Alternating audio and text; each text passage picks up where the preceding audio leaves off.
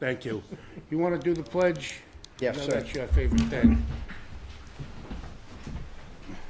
I pledge allegiance to the flag of the United States of America and to the republic for which it stands, one nation, under God, indivisible, with liberty and justice for all. So our chairman is on the way. We're going to get the meeting underway, get a roll call out of the way, and get a little bit of preliminary business done. It was getting kind of loud in here, and it was hurting my ears, so we just started the meeting. I didn't get it any of the meeting minutes. I didn't even find Get it. everybody quiet down. No. So on my right, Troy Larson, myself, Jim Akabachi, and act as clerk. Our chair will be Nazi El-Khalasi. He'll be walking in any minute. We'll announce him. Richard Semple and Chris Conti. Also sitting down on the end will be Connor Alden. He just texted that he'll be coming in during the meeting, and we'll just announce his time of arrival. I just want to get that down. Nazi's on his way, just... I don't think we have any minutes from prior meetings, do we? To go I to... didn't share them with you, then you didn't get them. We didn't get them, okay.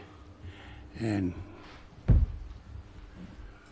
Oh, and I'm sorry, and Josh Flaherty, town planner, And Phil? and Phil. Sorry, all I have to do is look.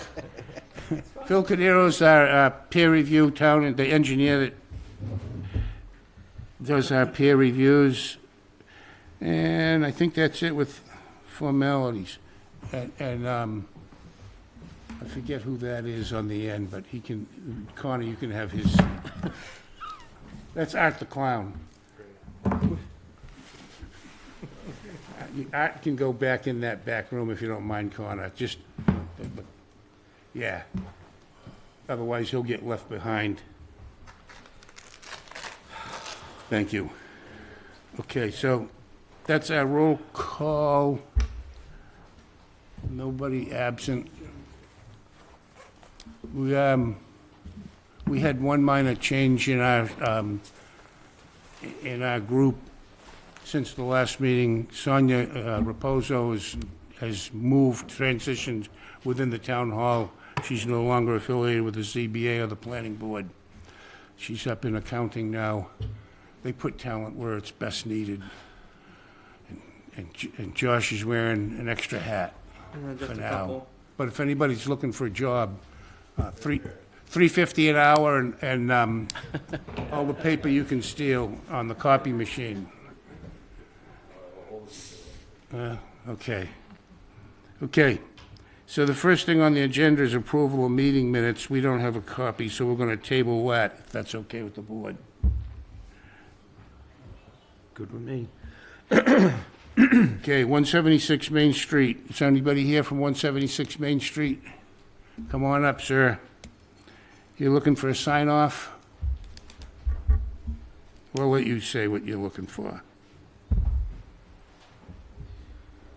Just in time.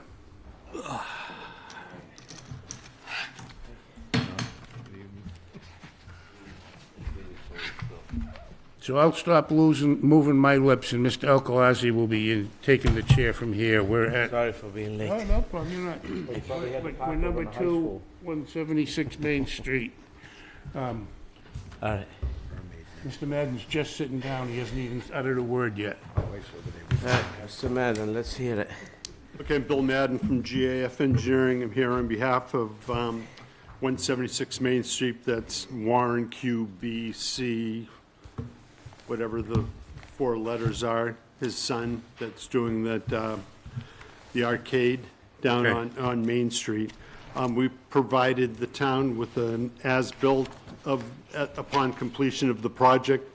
There were a couple of things that were not yet constructed on the site, one being a fence. I believe the Ellen Major had reviewed the plan as well, conducted a site inspection, and concurred that a portion of the 6-foot stockade fence that's required along, I think it's the northerly property line, was not yet installed. It wasn't installed due to the weather conditions at the time. We're planning to do that. That was really the only outstanding element of the work that was not completed. So according to the A&M's recommendation, they feel that a release of the project is in order, but they would prefer that we come up with a date certain for the installation of the fence. So I think if, you know, they would like to do it as soon as possible, I don't know, 30 days, 45 You've got a days. company, you've got a contract, everything, you know what kind of fence it's gonna be, you know? It's just a matter of putting it in the right type of ground. Getting, exactly, like something you dig in. You don't wanna put it in a snowbank. No, absolutely not. Okay. So I'd be okay with 45 days because of the, you know, snowbanks of the, you know, it's disappeared. In 6 days, we went from 20 inches down to 1 inch. Yeah. So we should be good. If you're happy with 30, what do you ask for what you want and Well, you know, you don't really know the availability of the contractors now. Everybody's been waiting quite a long time to get their work done. You know, 45 would be probably ideal, but I feel we could do it in 30. I'd rather, I'm kind of going on, Nazzy, but I'm letting you get yourself organized. I'd rather give you the time and not have you to come back, because I know the poor Warrens, they don't have a lot of money, and they got to pay you every time you come back, you know. They have less then. So if you're good with 45, anything on the board? Anybody, any comment? Phil, is this what's left? That, Mr. Chair, that's all that's left was the fence. All right, what's the wishes? I make a motion to give them the final sign-off, conditional of the fence being erected within 45 days. I second. And that would be, that 45 days, what's today's date? March 11? Yeah. May 15th? That a better day? It's not 45 exactly, but it's a specific day. So motion by Jim, second by Rich. All in favor, say aye. Until May 15. Connor, Aye. Troy, Aye. Jim, All right, Chris, Aye. Rich, Aye. myself, Nazi, aye. 500, and that is till May 15. So that's a temp CO, right? I'm sorry, I didn't catch that. Temp CO until May 15. Is it temporary CO? I don't really. No, he'll likely issue a full CO. Full CO, but he has 45 days Yeah, to do it. yeah. How? Too late now, but how you gonna draft it? Normally for this type of approval, I'll write a letter saying how you guys voted at the hearing, and I'll just put a condition on the bottom of it. All right. Okay, very well. do you need one of us to come by and sign it? I didn't usually think sign so. those myself. All right. Very well. Thank you. Thanks very much for your 10, time, 13th much Street. appreciated. 10 13th Street, minor modification. Who's here for 13th Street? Dominic.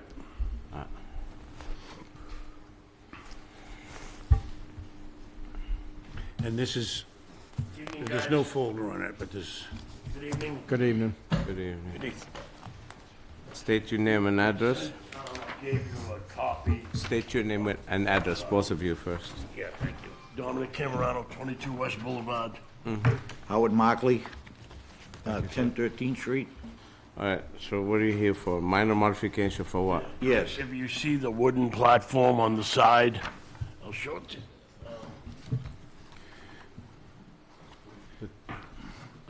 wooden platform, it's written in green, it says wooden platform on it. What about? yes. Generator in the AC unit. I took, It's, in case it floods, I just put it up higher. we put it on later, and it wasn't on the original build specs, so How high you put it? 5 feet. Did you get a permit for it? It was in on the house. Huh? I believe it was in on the house. You know, I had the generator and everything put there. What's the flood zone there, 16? You want to show them a picture? I don't know how high the flood is. Yeah. I don't know what it is. Let me see, I'll show you. That's AE or V, it's all.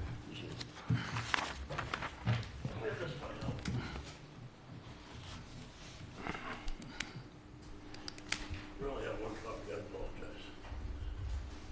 There it is there. Did you get it inspected? Yes. Oh, you did? Yeah, that's why I'm here, because of him. He said to come here and get He it. said that we needed to get a modification of that because it wasn't on the original. Ah, okay, but it's high enough for the flood. Yes. You're not here for permission, you're here for forgiveness. I guess, however you want to look at it, it wasn't on the original, It's already built. it's already built. Yes. It exists. Here's the picture right there. Yeah, I see it. I'm sorry, yes. AE14 Nazi. AE 14.5. We're just waiting for him to, once we're here, he's gonna come out and do his final inspection on the house. The other thing, That's good 6 feet at least, high, right? Yes. All right, okay. the only other thing that I would like to bring up, it might not have anything to do with it, but the person that we had problems with, the neighbor that made us do out, she moved, sold her house and moved. So it was just a grievance thing that she made us jump through hoops, but All it's neither here nor there for Got that. nothing to do with this No, it does platform. not. I just thought I would mention it, Jim. Yeah, I got you. You know, All right. she was, Connor, do you have any questions? No, no questions from me. Roy, None. Nope. you guys, Chris, you okay with it? I'm okay with it. All set. Let's do it by Right, motion. Generators really don't count, it's just the platform that counts. But I'm okay with it. See, generator, it can be within the setback, but not a The platform. same with the air conditioner, they can be, Yeah. if it were on a cement pad on the ground, it wouldn't, It well, wouldn't that's matter. because of the flood. Yeah, we Yeah. couldn't do the that. platform. I do have a question. Yeah. Seeing how it's 5 feet, 9 inches, will he need a variance? He does, but it's, he already have a it's an existing non-conforming. You can't grant, we can grant a minor modification, not a variance though. The original plan had the platform. I think they originally, we approved the location on a concrete Yeah, I just raised it. and that's all done. What he's done is he's just put it up on this wooden platform, and that's what he needs, the okey-dokey. So in case it did flood. The variance, This one at a time. okay. Ah, okay. So the platform was approved prior? Yes. Okay, The pad. yeah. Chris, Okay. all right. All right, let's get a motion. We don't need to close public or anything like that, we just need to approve it. I move to grant relief as requested for the platform to be added onto the as-built and put in the file. Do you have a second on that? Second. Second by Troy, and it's based on JC Engineering plan dated February 5th, 2026. All in favor, say aye. Connor, Aye. Troy, Aye. Jimmy, All right. Chris, Aye. Richard, Aye. and myself, We'll take Nazir, this aye. for the folder. Thank you. 8 6th Street. Thank you. Thank you, gentlemen. Have a good night. Thank you. Yeah. Yeah. Come on by next week.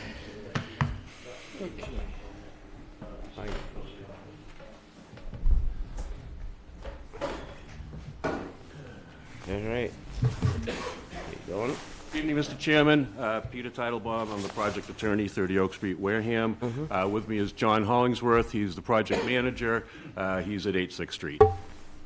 What brings you here tonight? We're here for a minor modification. We were before you in December. We got a special permit for floor area ratio, lot coverage, and you granted us some setback relief. Since then, Mr. Hollingsworth and the property owner, Mr. Jacobs, have come to the conclusion that it would be a better fit on the property and a better aesthetics-wise if they took the original structure that was planned, that you approved, and flipped it. so that the cantilevered ADU that's going to sit over the garage, the cantilever will be in the back. It will have a flat front, and what they're proposing to do is pull the entire structure 3 feet forward.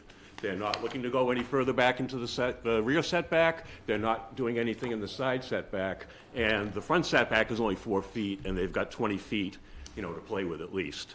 Is there In the any front. plans? Did you submit any plans? Yeah, plans were submitted. All right, let's see. Is it here? Yeah. So the perimeter, the size, the same, the location is the same, you're only flipping it?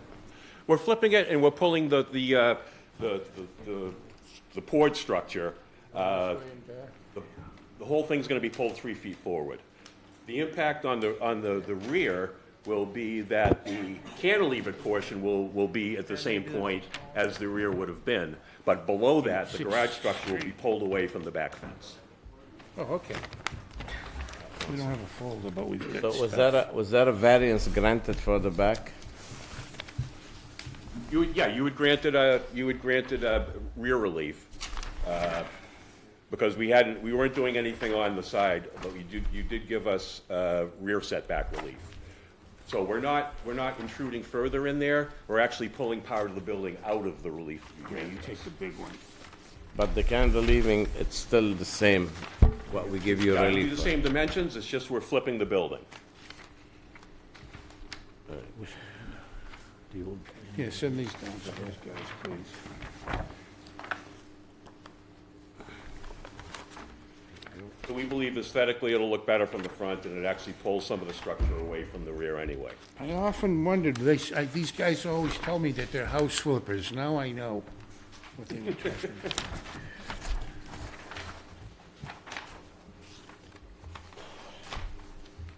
We granted relief on 2 feet, 1 inch. Connor, you have questions? I just need to look over the plan for a second myself because I wasn't here for the original hearing. Right. So, explain something to me. The garage, it's existing. Yes. Did we grant relief for the garage, or it's always there? Well, what you granted us was the ability to either rebuild the garage or to reconstruct it entirely. So what you do? What the intent is, I believe, especially since we're looking at bringing it forward, it would be a demo and a rebuild. So now it's, Your decision granted us both those options.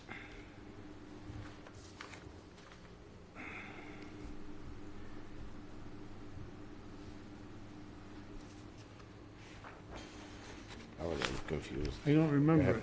I don't remember either. Go ahead. So, Yeah, I've got the decision if you need me to read from it. we might, but my question is, your address is the 6th Street address? You've got frontage, it looks like you've got the potential of frontage on West Central or 6th. Which one is the address that the post office delivers to? 6th, Yes. okay. So, if I'm standing on 6th Street facing this, there's a big side yard on the left side? Yes, sir. Correct. Okay. And then there's an existing house with an existing garage? Yes. And we're talking about the garage only, the house is not being raised? Exactly. Okay. So, the garage is going to be 6 feet 2 inches from the sideline on the north side, if you will? That would be the right side. as The you're right facing side it if from I'm the street? facing it from the street? Yeah. Yeah. Okay. And it's gonna be, because you said setback and 20 feet and so forth and so on, I'm just trying to get everybody, the whole board up to speed on where Oh, we yeah, are. yeah.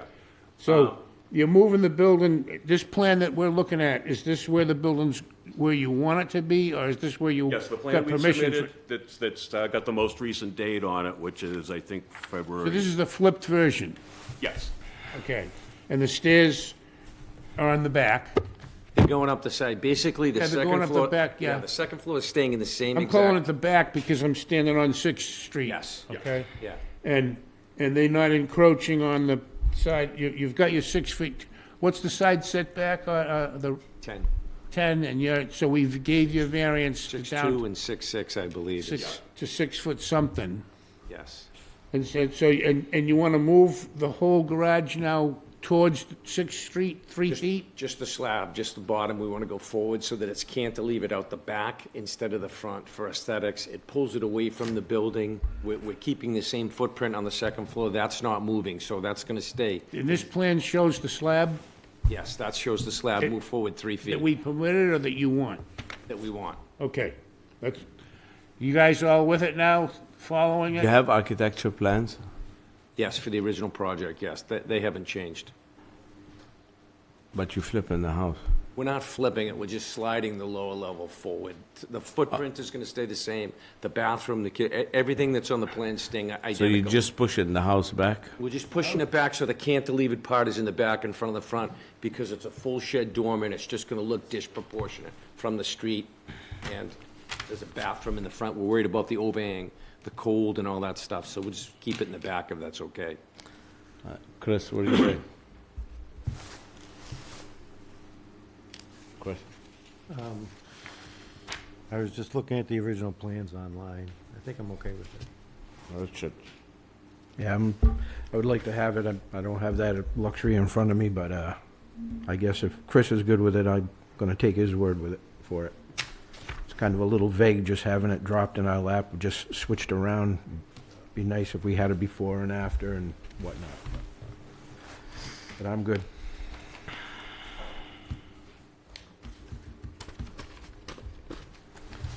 All right, what's the wishes of the Any board? questions? I don't really see a problem with it Troy? as long as the footprint's not changing. I just,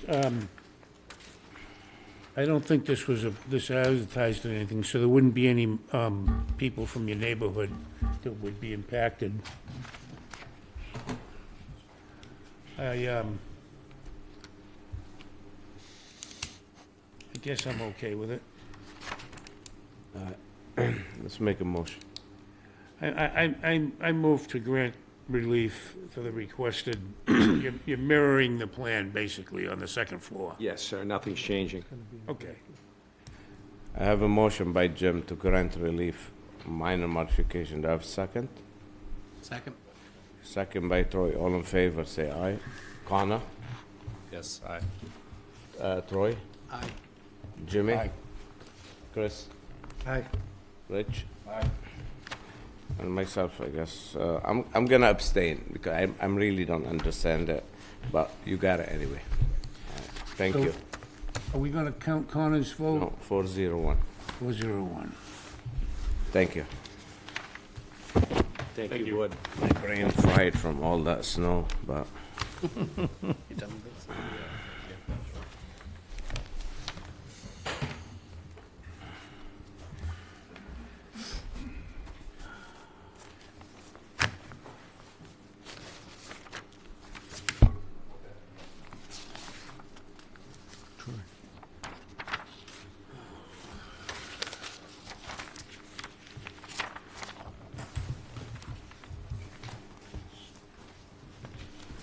Is this, what we just did? Yep. Yep, thank you, sir. Oh, I'm trying to keep it somewhat. I don't have to be nice anymore. Sonia's gone. We good. Yeah. Yeah, that just, yeah, that's exactly, you know, I expected George to say something, not you. You got a defender over here, mister. I'll just throw out your whole box. What do I care? Huh? I'll just throw out your whole box. Throw out the whole, see, there you go. Usually fine, but all right, 15 South Boulevard. Hi, Auntie. Good evening. How are you? Oh, thank you. My name is Anthony Frangiatis, and I'm here representing Mr. and Mrs. Salvadori, the original applicant for 15 South Boulevard. We are here to request a correction to the recorded decision, not something that we usually do together. This project was advertised, presented, and recorded in the minutes as a raise the existing dwelling and reconstruct a new dwelling on the property. However, in the decision, the project description doesn't reflect that. So the project description or proposed work in the decision indicates an addition to an existing dwelling rather than new construction. So this was pointed out to us by Mr. Turner when we looked to apply for a building permit, that the language didn't match, and we were directed here to request a correction to the decision. Okay. Josh, did you have a chance to look at it? Yeah, I reviewed the file and the claim that they made, and I Look at the I- minutes and everything? Yeah, and I would agree with their assertion. It looks like when the decision was drafted, it was copied. What I'm assuming happened, excuse me, is someone took a prior decision as a Based on template copy, yeah. and never changed the description. But Alright. everything I reviewed is the same as what's been submitted by the applicant, and it's basically a record change to reflect what actually happened. So it's just to clean up the records. Yes, and which will allow us to get a building permit.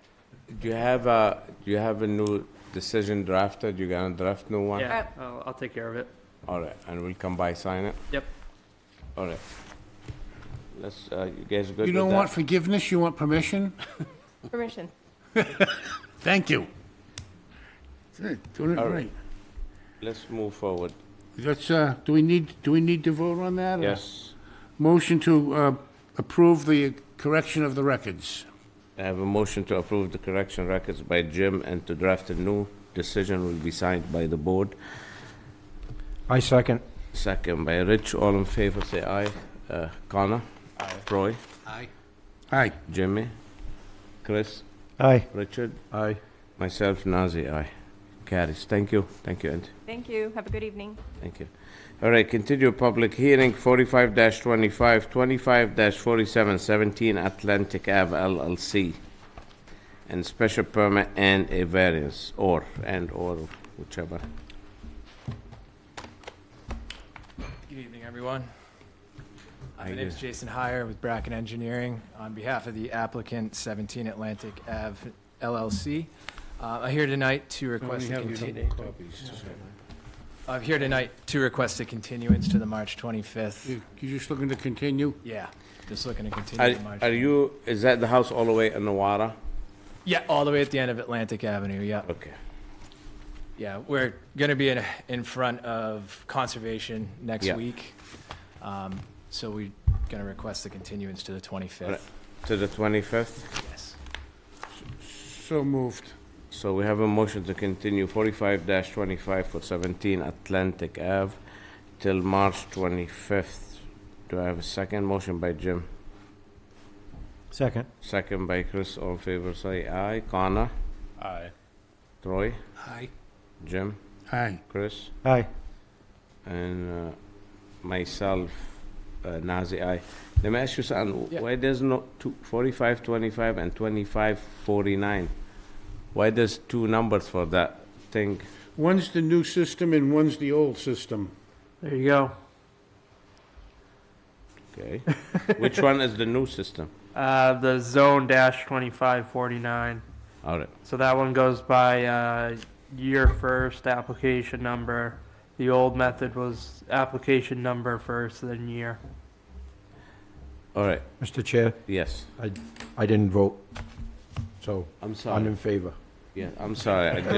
It just caught my eye, this one. I haven't voted either. And myself, I'm in favor. Nazi. Thank you. Thank you. So the 25th. We'll continue to the 25th, correct? Right. Is that the right date? Yeah. Thank you. Thanks. Yeah. 26-1 David Andre, 307 Onset Ave. Jimmy, you do this because I have a conflict with Dave. Okay. State your name and address for the record, and Jim will, because I have a conflict, Jim will chair this one. Brian Grady, GAF Engineering. David Andrade, property owner. You guys had to put up with me last time, you got me again. That's good. We like that. Jim, the new plans are the ones that are sticking out the top. These are the new plans? Yeah. Okay. 1 second. Okay. Thank you. Iran's still standing. Okay. We don't need these. All right. These are the only new plans? Yeah. Okay, tell us what's different, because, At the last meeting, we discussed reducing the floor area ratio to a maximum of 28%. okay. I'm gonna have to excuse myself for a minute, and walk this gentleman out. Sure thing. Excuse me. Jim, you want me to do it since you're chairing? You want me to walk him down? To Ellen. Yeah, I'll walk him down. You stay here. Go with Josh. Thank you. Thank you all. Okay, so at the last meeting, we were requested to reduce the floor area ratio for this project to a maximum of 28%. So the revised plans you have before you does show the reduced footprint. Revised plans are dated February 25th of '26. So the floor area ratio will be a maximum of 28% for this project. That's what we discussed at the last meeting. It's still three bedrooms, or did you go to 2 bedrooms? No, there'll probably still be 2, 3 bedrooms, just Yeah, on yeah, a I smaller scale. just made everything a little bit smaller. Right, right. Yeah, it'll be probably 1,380 square feet per unit, So you got it down to, 28%. you gave us what we asked for. We did. Yes, sir. Okay, so now we can ask for more? No. Any questions from the board? Does everybody remember this project? Yes. You know, we told you what we wanted, you gave it to us. I personally don't have a problem with just like saying, okay, but let's let the board each have their poke at you. Any questions? I don't have any other Any questions. questions? None. Questions down that end? No questions. No, just appreciate the work. I don't believe we closed this. I believe we kept it open. So is there anybody here in the room tonight or on Zoom that has any comments either in favor or opposed to this project? Hearing none, I'd entertain a motion to close the public portion of this hearing. So moved? It's moved by Troy Larson and seconded by... Second. Second. Okay, I thought I heard second from over there, but... I can throw my voice. Oh, you are? Oh, it's coming out of the speaker. Ah, that's what it is, okay. Seconded by Richard. All in favor? And including you, Connor, go ahead. Aye. Troy? Aye. Myself, aye. Richard? Aye. Chris? Aye. Okay. All we did was Public close the meeting, right? Public hearing. So now we need to say whether we're gonna go along with you or not. Do I have a motion to grant the plans as presented So, and modified on 2/25/26. 2/25 or 26? February 20? February 25th, 2026. so I believe he needs variances, right? For this project, he needs 2 variances, I believe? I thought we agreed to all that stuff and just told them what we wanted. Maybe let's We look closed at the it. public hearing, I don't believe we voted on it. Yeah. We're gonna share that with,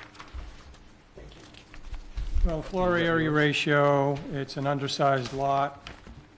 I thought we agreed to everything. It's just come back and give us Right. less, yeah, okay. And did we vote on that or no? My memory was that we... No, we were just given direction to come Okay, back so we with... need votes on the, good catch. Okay, so we need votes on, we need 2 votes, one for variance and one for both variances. We need a vote for a variance on lot coverage and a vote for a variance for FAR. Yes, Correct? it's an undersized lot, floor area ratio. Yep, yep. Does somebody want to move that? Make that motion, please? I hate to make the motions when I'm chairing. So moved. Okay, so we have a motion by Troy Larson to grant 28% lot, Correct. 28%. 28% lot coverage and the floor area ratio is now Well, the floor area ratio is 20%. 28%. 28%. 28%, and the lot coverage, we're giving you a variance on the size of the lot. Right. For the- We're undersized lot. Okay. Do I have a second? Second. We'll clean it up in the language. Josh will take care of it. Josh will take care of it. He doesn't have Sonia bogging him down now. Making up for my prior comments. All in favor? Aye. Troy? Aye. Myself, aye. Richard? Aye. Chris? Aye. Thank you for your patience. Have a you. good evening. Thank you very much. I'm sure you'll build a nice place, It will be. and I'm sure two families will enjoy it. Good location. Thank you.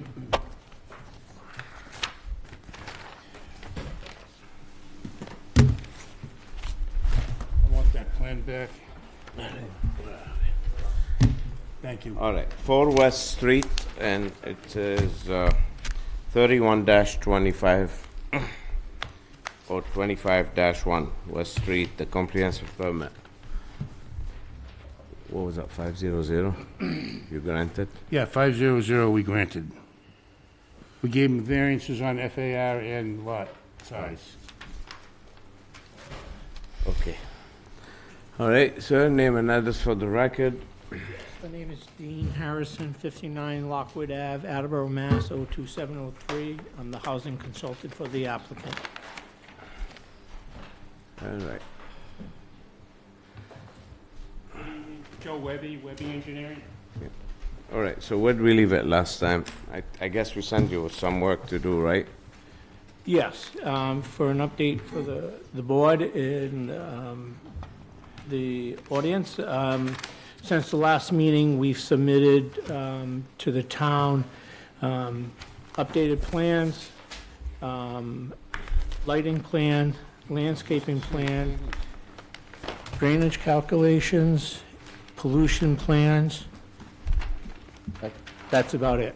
All right, well, I want to make it easy and hear it from Mr. Phil with Alan Major. So Phil, you had a chance to review that? We have, Mr. Chairman, we did receive the information. What they indicated is correct. They provided some additional information. We did review it. We do still have some outstanding comments. There is still some missing information from the original review letter that we think would be beneficial to have in the record, including some architectural information, updated waivers, updated narratives. The drainage information that was provided has a number of issues that should be resolved and looked at before you move forward on this application. And then potentially a bigger issue is, given the nature of the site, it lacks information relative to swept path analysis, fire services, and adequacy of information for the fire department to ultimately approve this plan. We would recommend that we get that information from the fire department, either directly from them or through the applicant, before the board, furthers this application on. That's the long and the short of it. I can certainly go through the letter. There were a number of comments on there. Good portion of them are technical, but there are some higher altitude ones that really do require some addressing on this. All right, which one you're not in agreement with? Which one you could address, no problem, and which one you're not in agreement with? Or you can't address? Or you want a waiver for? No, we're not asking for any certain waivers at this point. We are trying to gather a list of waivers at some point we will provide.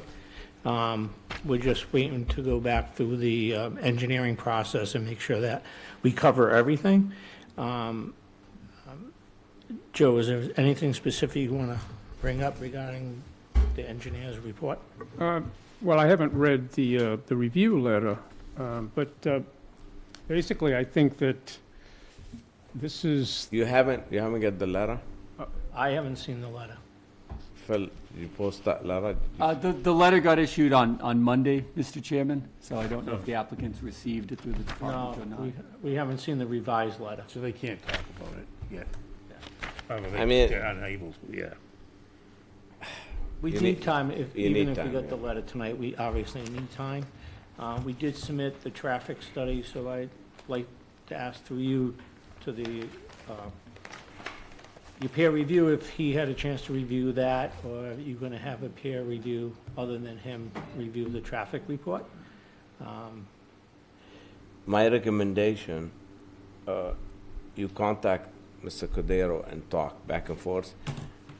If we're gonna go through these issues, first of all, none of us gonna be able to solve these problems. In such a short notice, nobody's gonna understand it or comprehend it that quick or decide on it. The best bet, when a case is like this, the applicant communicate with the town consultant and come down and try to solve it as much as you can, and we will deal with the stuff that you couldn't solve. You know, so to narrow it down. Yeah, that's fair. You know what I'm saying? All these technical stuff will not really affect the neighbors, so it's like to speak about it publicly or anything. So it's okay to discuss it with them about drainage calculation, all these things. It's gotta fit the standards properly, and Alan Major will make sure. So that being said, I think the best bet to continue this public hearing, so you guys could have a chance, but I see the neighbors here would like to hear more comments. Yeah, first, I'd like to. Yeah, go ahead.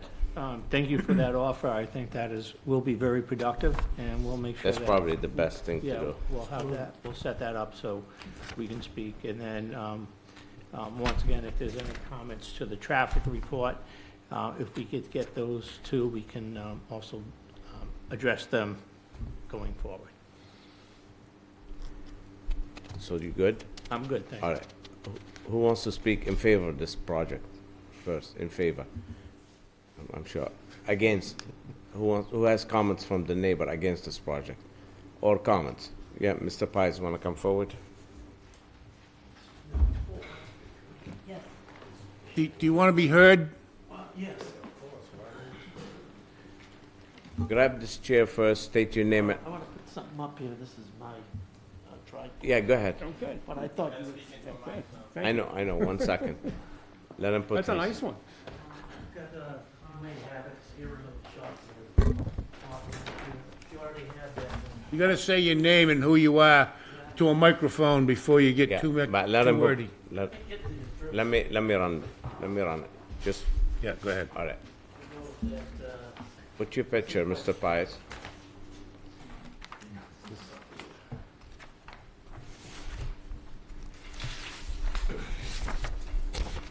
Thank you. All right. Get you. Now just grab a chair and state your name and address, and we'll proceed.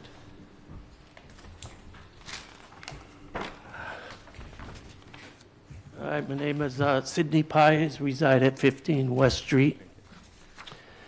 And obviously I oppose this project, but I brought that photo in because that is West Street, picture taken on West Street, and I just have a question for the board is, does that street look like it'll be able to accommodate 20 more families?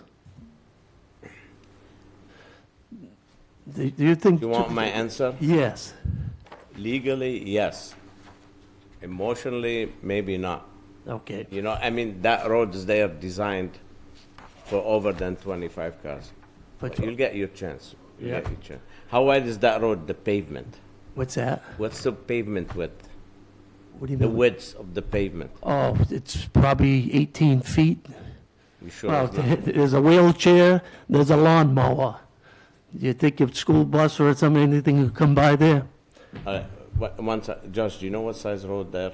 What's the is it it a 40 40 feet or 50 feet? I don't know. The width? Yeah, I don't know. The easement, the town, Oh, the layout. I don't know either, Mr. Yeah. Chair. It's at least 40 feet on the layout. Right. All right, continue. all right. So obviously that's me in the photo, and that's my friend CJ in the wheelchair. And you know who took the photo?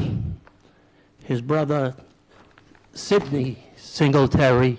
He too is in a wheelchair. Both reside on Pierceville Road. They're third-generation family that's been living there for 3 generations. Their family, they come to visit me on a regular basis. There's no sidewalks or anything else on that street. But you know what's missing in that photo as well? Some cows, horses, goats, sheep, lambs, exotic birds. It's a farmer, an agricultural neighborhood. Everybody on that West Street in Pierceville, they have some type of animal. And they're trying to put in 20 more families, 35 more vehicles. I just can't see it.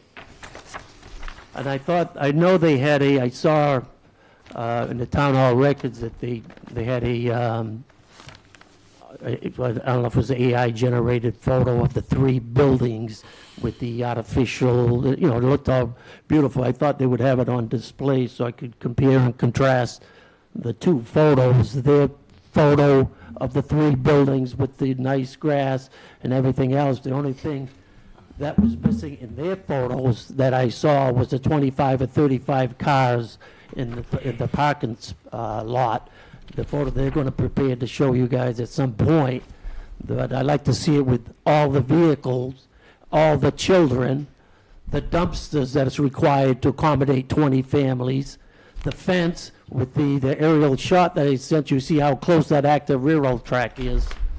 I don't see any fence or any kind of security. We're going to have 25 or 30 kids. I had mentioned that before, and I told Nazi that, I warned you, but I just said, well, we're worried about the state, but you put 25, 30 kids on that lot with this project, with an active railroad track in the back.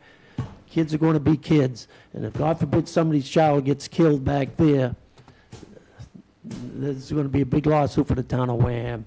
But anyway, this project is unreasonable, unrealistic, and unwanted. Thank you, Mr. Price. Yes, sir. No uploading. The name and address for the... Brian Pius. I grew up in West Wareham on West Street. I'm speaking on behalf of my ancestors, my family, my niece and my nephew that don't have a voice. Sydney and TJ, the handicapped kids, and all the kids, the handicap house that is also on West Street. That my brother, Sydney's my brother. I'm 71 years old. I don't have a problem with housing, but West Wareham is a town where we grew up with roads, dirt roads, and we was happy with it. We had potholes. If you didn't live there, you didn't come down that street. We knew which streets. We liked it like that. We complained. The town overlooked us, went by us, bypassed our house, snow plowing, what everything. We was happy. We grew up there. All our family was there. We had fun. When we complained that they overlooked, they paved it, now we got to worry about traffic, not knowing the street, driving down there 100 miles an hour like they're the Indianapolis Speedway, and we got to tell them slow down all the time. But now this project, the gentleman, I don't know who, I was there when they first bought that house. It was an old church, and there's a swamp in the back, wetlands. There's a swamp where you used to catch turtles and snakes back there. Railroad tracks where the trains come constantly. I don't know, the engineers, everybody got words to fit the projects, you know what I mean? But it's unheard of in West Street. My grandparents are turning over in the grave right now, knowing that there's a project trying to 21 units. My family my brother lives on 18 West Street. My brother lives on the corner. Mr. Vasconcellos lives, all the Cape Verdean community, we're speaking for them. We don't want that project here. Double duplex would be fine, not no 21 project. We're not trying to turn it into a city. So the gentleman that owns the land, tell him to go put it in back of his house, or one of you gentlemen that would like that project in your backyard. So we oppose that totally. Thank you for hearing me, and have a good night. Have a good night. Who else would like to speak?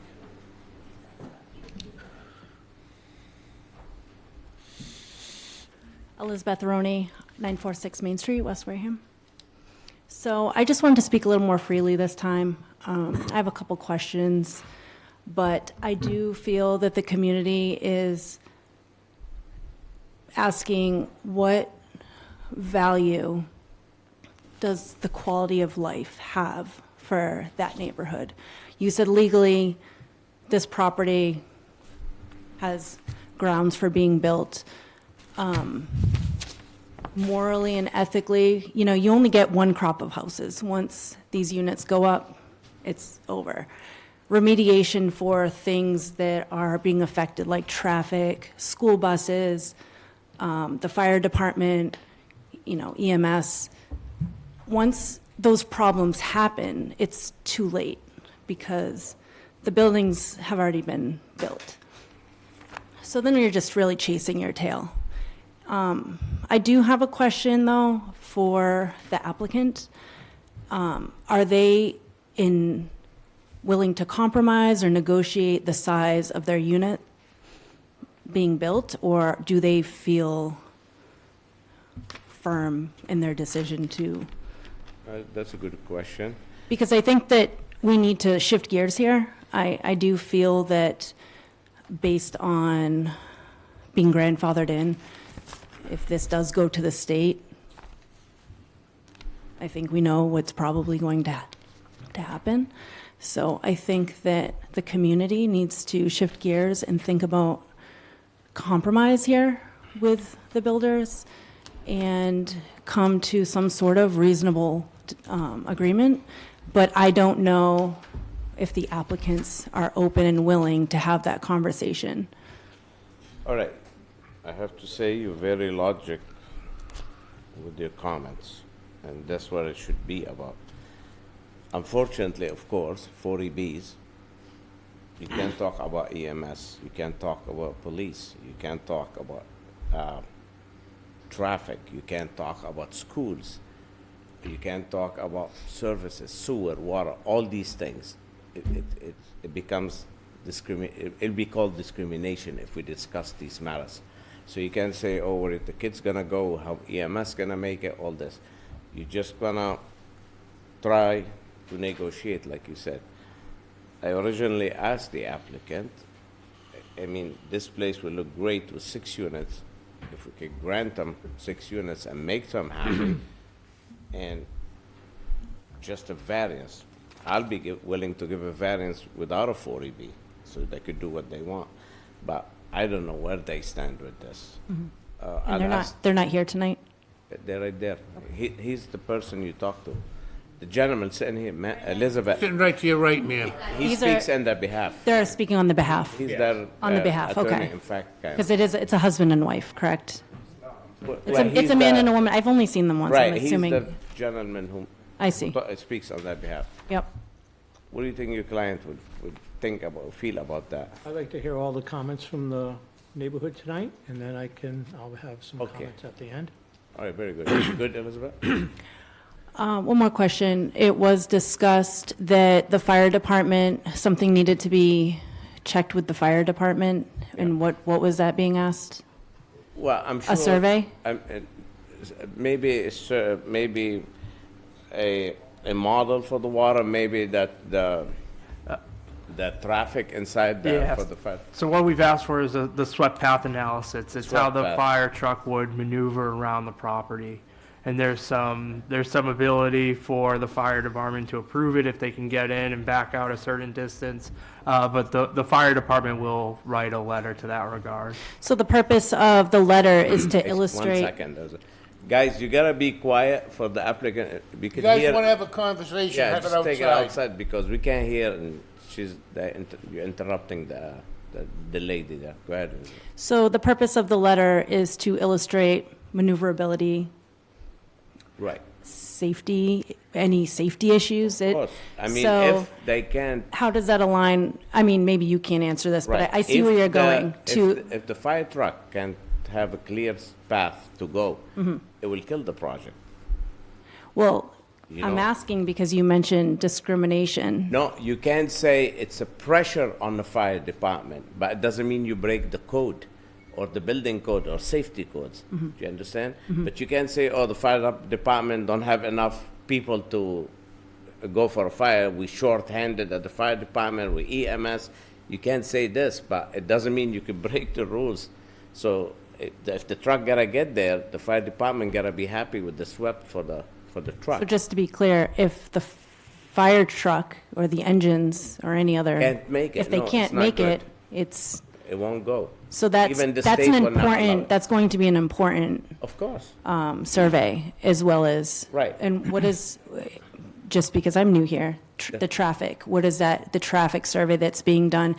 Is that taking into account all of the units? Is it? Traffic, yeah, It traffic does an studies, estimate of of, course. okay. But usually traffic studies, I mean, a road like this, I know they said it's narrow, it will handle. In my experience, you could put a lot of houses on that. You know, I'm not sure the legality of it. I have to research it. Sure. If the town, I know for under 25 houses has to be the pavement, I don't know, I forgot what it was, 18 or 20. Mhm. There's rules and regs, Mhm. but we will get with town engineer to explain those to us eventually. And the board will review all of that? Okay. Of course. I mean, the town engineer will say it's not gonna fly, then they have to answer. And if we disagree and we don't, Mhm. we say no, then it goes to the state. Mhm. Yeah, so I would hope that after the meeting and after he has the information that he needs, that he could speak with his clients and maybe, I mean, I'm sure he could discuss with us if he wishes to. yeah, to see if they would be willing to have an open and honest discussion with the community about negotiating This or will be the compromising. best way to approach it. That will be the greatest, this is the best thing to do. If we So could do it. something to think about. Right. Okay. Thank you. Thank you. Thank you, Elizabeth. Thank you for your comments. All right. Next, yes.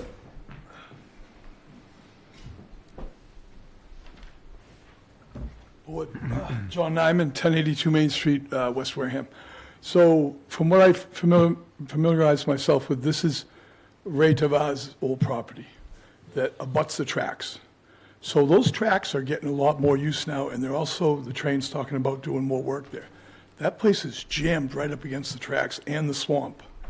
So when you drive down and you take a left and go over to West Street, there's this very small opening in there. So what I understand is you're going to open it up and put, how many units? 20 what? 20.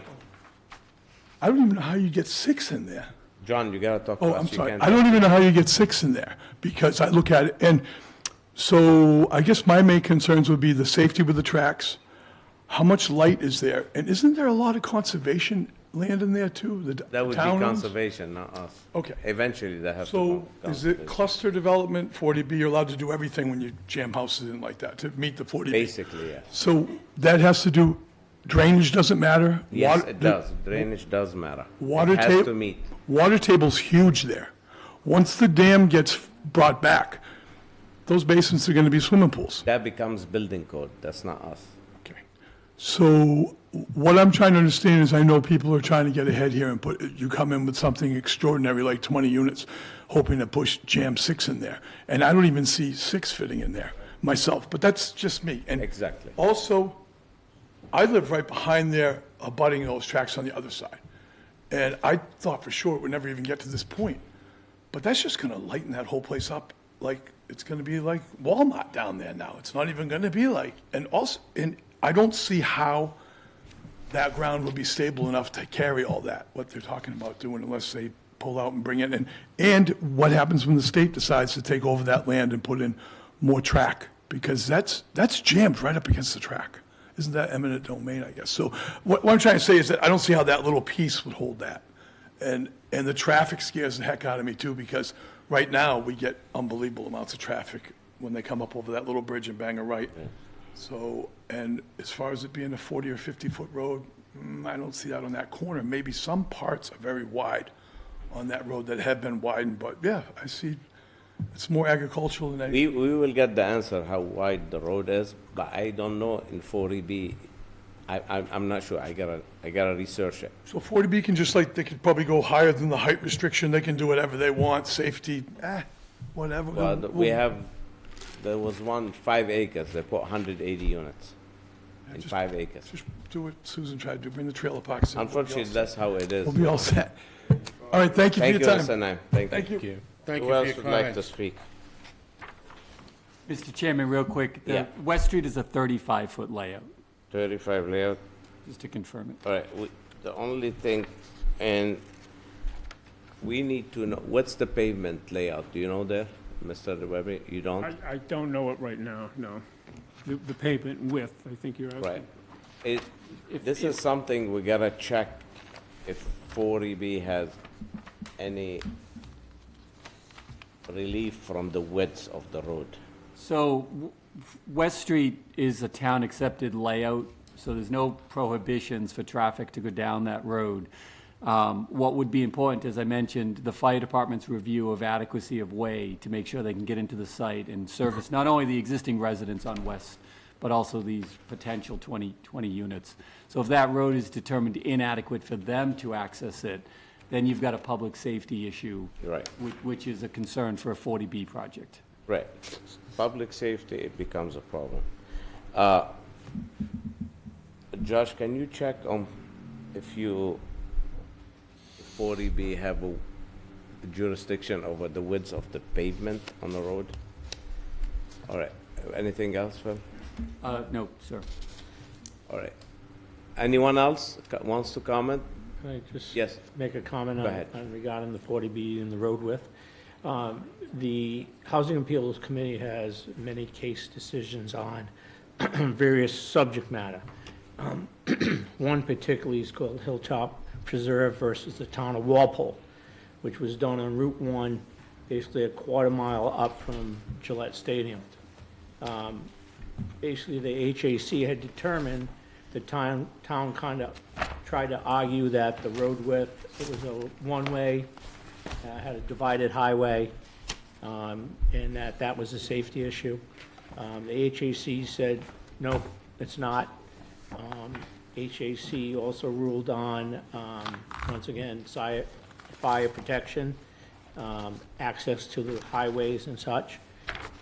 If it's an existing condition, the HAC normally rules that it's not the responsibility of the developer.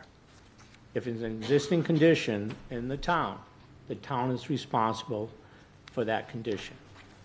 So if this is a legal roadway and it's acceptable by the town, and existing now at, 35 width, maybe the pavement's 20, it's very hard for a town to argue, and I would appeal that to the HAC if you said, well, I want you to make it 50 feet wide versus, the existing conditions. So it's just a point of information. If you want an interest in case to read Hilltop Preserve versus... Where's the Walpole versus who? Hilltop Preserve. Who? Hilltop Preserve. I can send it to the town planner if you like a copy of it, but it had a lot of information. But it in there. sounds completely different case, but I'll check it out. Yeah. A lot of interesting things that came out of that. Well, I think you're right of what you're saying, but we'll see what the fire department says. What do you think, I mean, we did discuss this before, what do you think what the young lady there said about trying to make a deal with 6 units? Is that a way we could make a deal and put it away? Well, after the public hearing last month, I did talk to numerous abutters, one being the gentleman that spoke earlier here today, and they conveyed obviously their concerns. The board has conveyed their concerns. We are in discussions with the owners and looking at possibly revising the plan. Not sure if we can get it to 6 duplexes. 6 total units and 3 duplexes, and leave the existing house. We would keep that rental and thinking about doing home ownership instead. So we are looking at that. We need to look at that now with the site plan. Obviously, we're hoping that we can show that we can do 20 units, that we can also, from an engineering standpoint, do that. So we're thinking about it.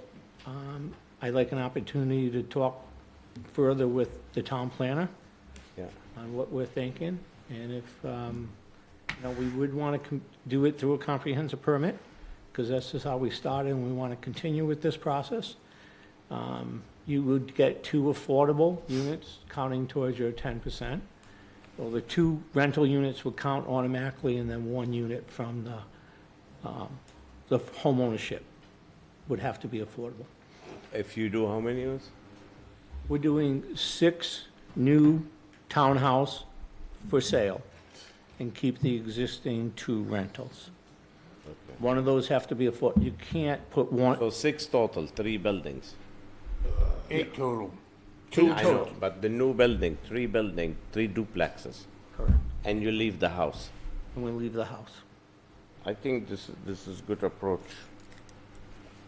Like I said, we can't separate the affordable units, that's why it's, that building there is part of the original approval, and then we're gonna tear it down and add a full And the building. building is 1 unit, or you put 2 units in it, the existing? The existing building has 2 units, So you'll have 8 total.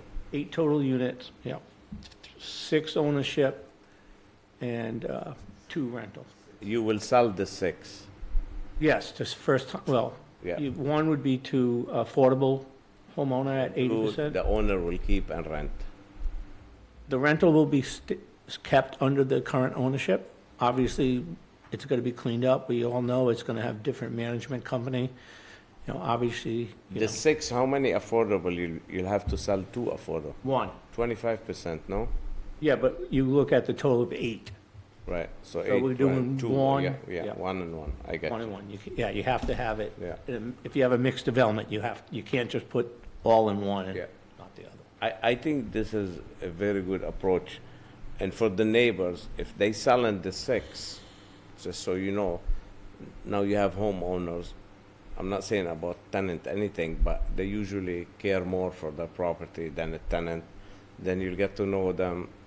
They don't move like tenant in and out every year. I think that's a good approach by the applicant if it flies.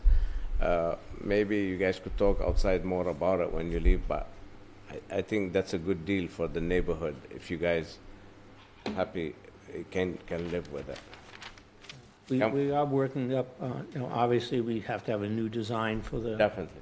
the But units. your drainage calc and all this will work, your conservation permit the same, and I think you'll make everybody happy. Sir, you wanna come forward? Just, again, your name and address, sit down.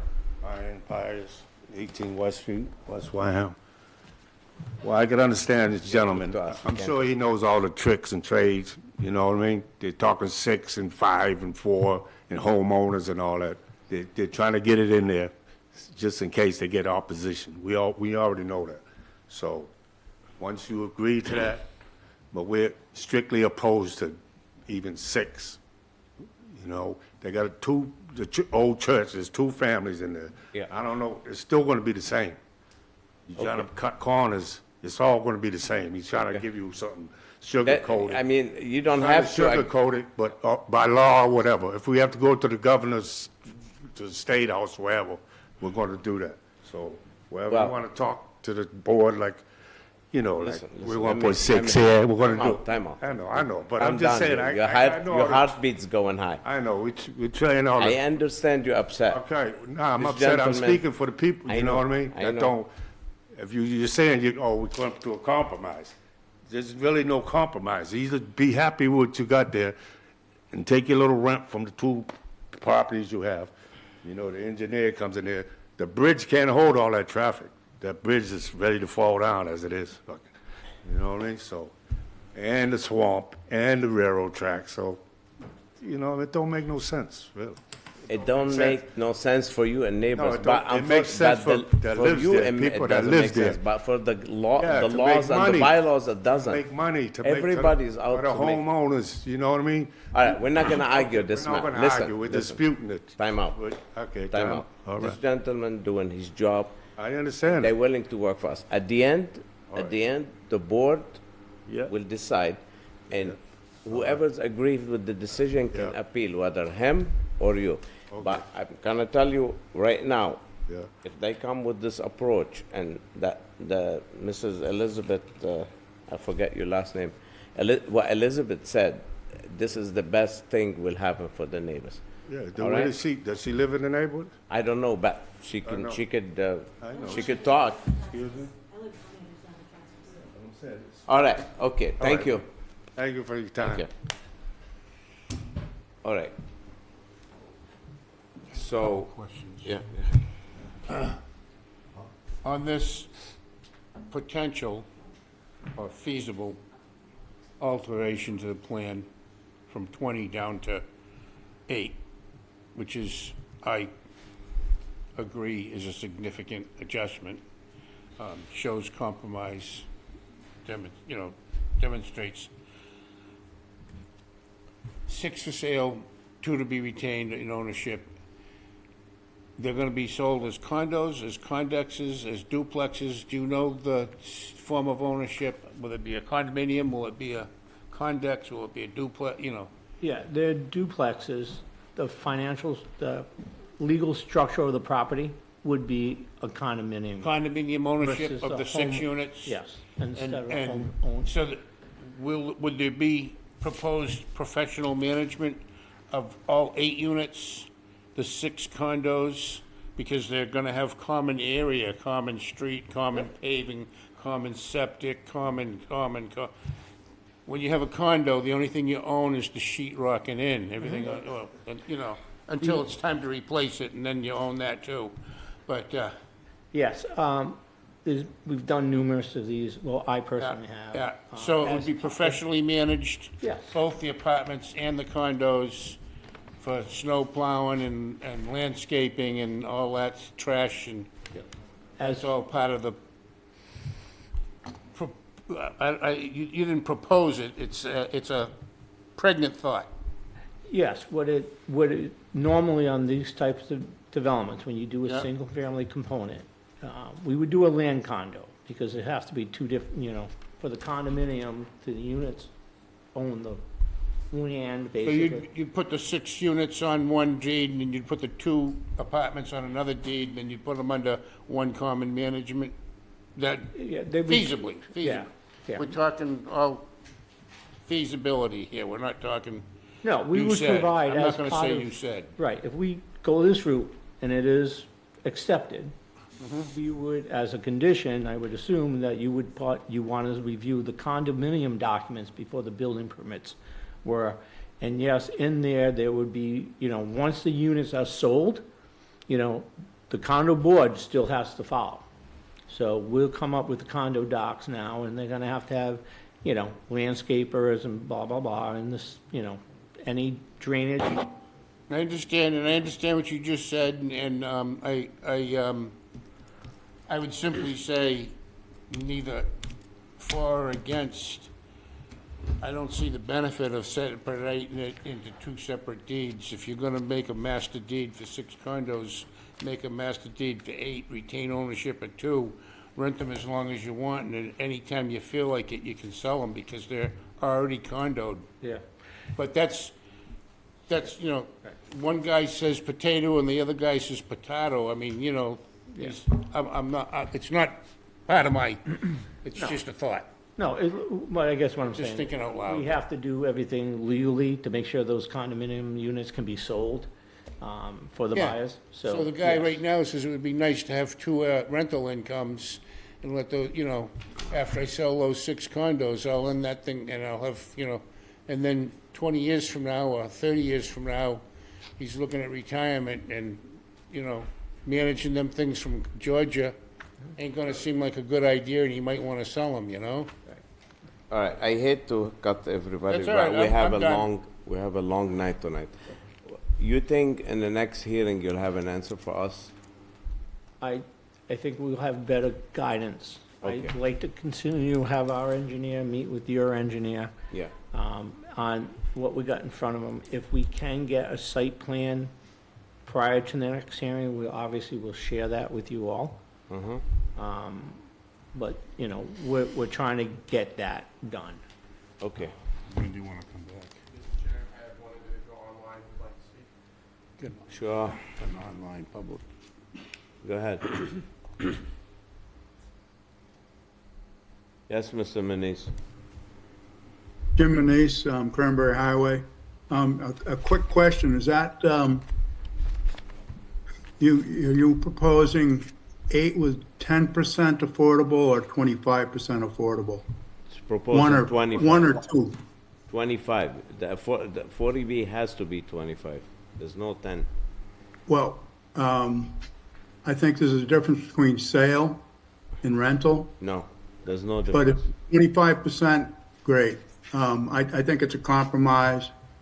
I know a lot of people don't want building, you know, what they consider a high-density building in the neighborhoods, but I think would be a good proposal if we can get 25% affordable, 2 out of the 8. Be less impact. That's all I have to say. Thank you. One more question. Yeah. Go ahead.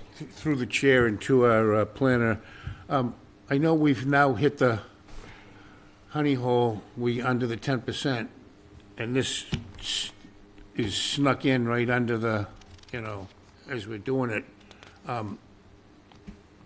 Was this counted? So No. this would be additional, if we had 20 units and 5 of them were affordable, or if we had 8 units and 2 of them were affordable, those would be additional affordable units in our formula. Yeah, before you can even start to consider affordable units, they need an approval from the town. Okay, that's all. That was just one. All right, yes. Future proofing. Excuse me, just to clarify, you would get 3 affordable units, because in the rental portion, under rental, all the units count. Homeownership, only the affordable counts towards your 10%. Right. So you actually will get 3 towards your 10%, because 2 are rentals, one's actually We get affordable. 37.5% instead of 25%. Something, yes. Yeah. All right. Cool. When do you want to come back? Give us roughly 30 days. April? Can we do May 6, May 13? May 13th? That's 45 That's days. a little bit more than, I'm gonna be going to the, trying to think, we got a vacation, well, you don't need me. no, I don't need, Yeah. well, I That's do fine. need you, but I don't Yeah. want you to, yeah. I think I Yes, have a we'll do May 13th. vacation, for like the 20th of May. Okay. I'm not going to be here in April.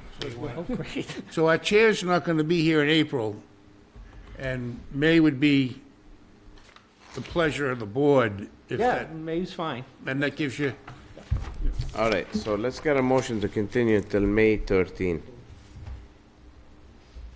Motion. So moved. Moved by Chris. second. No, Rich. Oh, sorry, motion by Chris, second by Jim. All in favor to continue 25-1 4 West Street till May 13, say aye. Connor? Aye. Roy? Aye. Jimmy? Aye. Rich? Aye.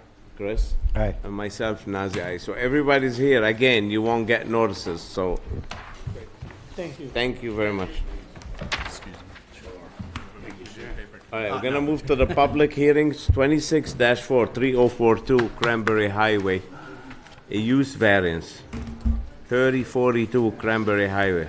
Anybody here from oh, I'm going to need a minute here to get things back in the folder, and I got to read that you in. know, Mr. Perry? What do you want, buddy?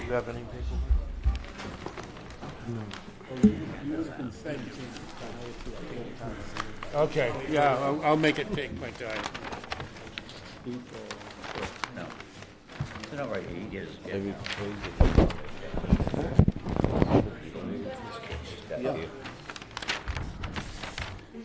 Yes, and you do a good job, letting them talk.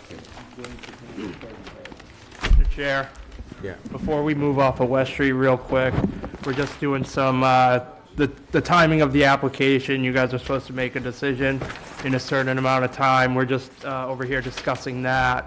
The applicant, in May, it looks like you're probably right up against the deadline. The applicant is willing to extend the Deadline decision. deadline by 30 days. We just want you to take a vote on that, All right. to accept the extension. All right, we need a vote to accept an extension for deadline decision on 25, if everybody be quiet, please, 25-1 4 West Street. So we'll get a deadline extension for 30 days from the applicant. Do I have a motion on that? So moved. We have a motion by Jim, do I have a second? Second. Second by Troy, all in favor, say aye. Connor? Aye. Troy? Aye. Jimmy? Aye. Chris? Aye. And myself, aye, 500. Okay, thank you very much. Thank you for noticing that. Thank you.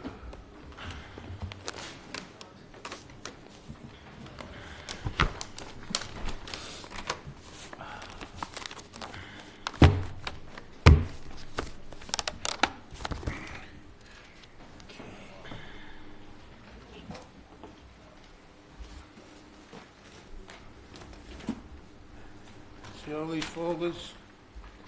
I'll try not to talk too long if you promise to do the same. I won't say any of you people. Oh, yeah, but now you're gonna play, let's, yeah.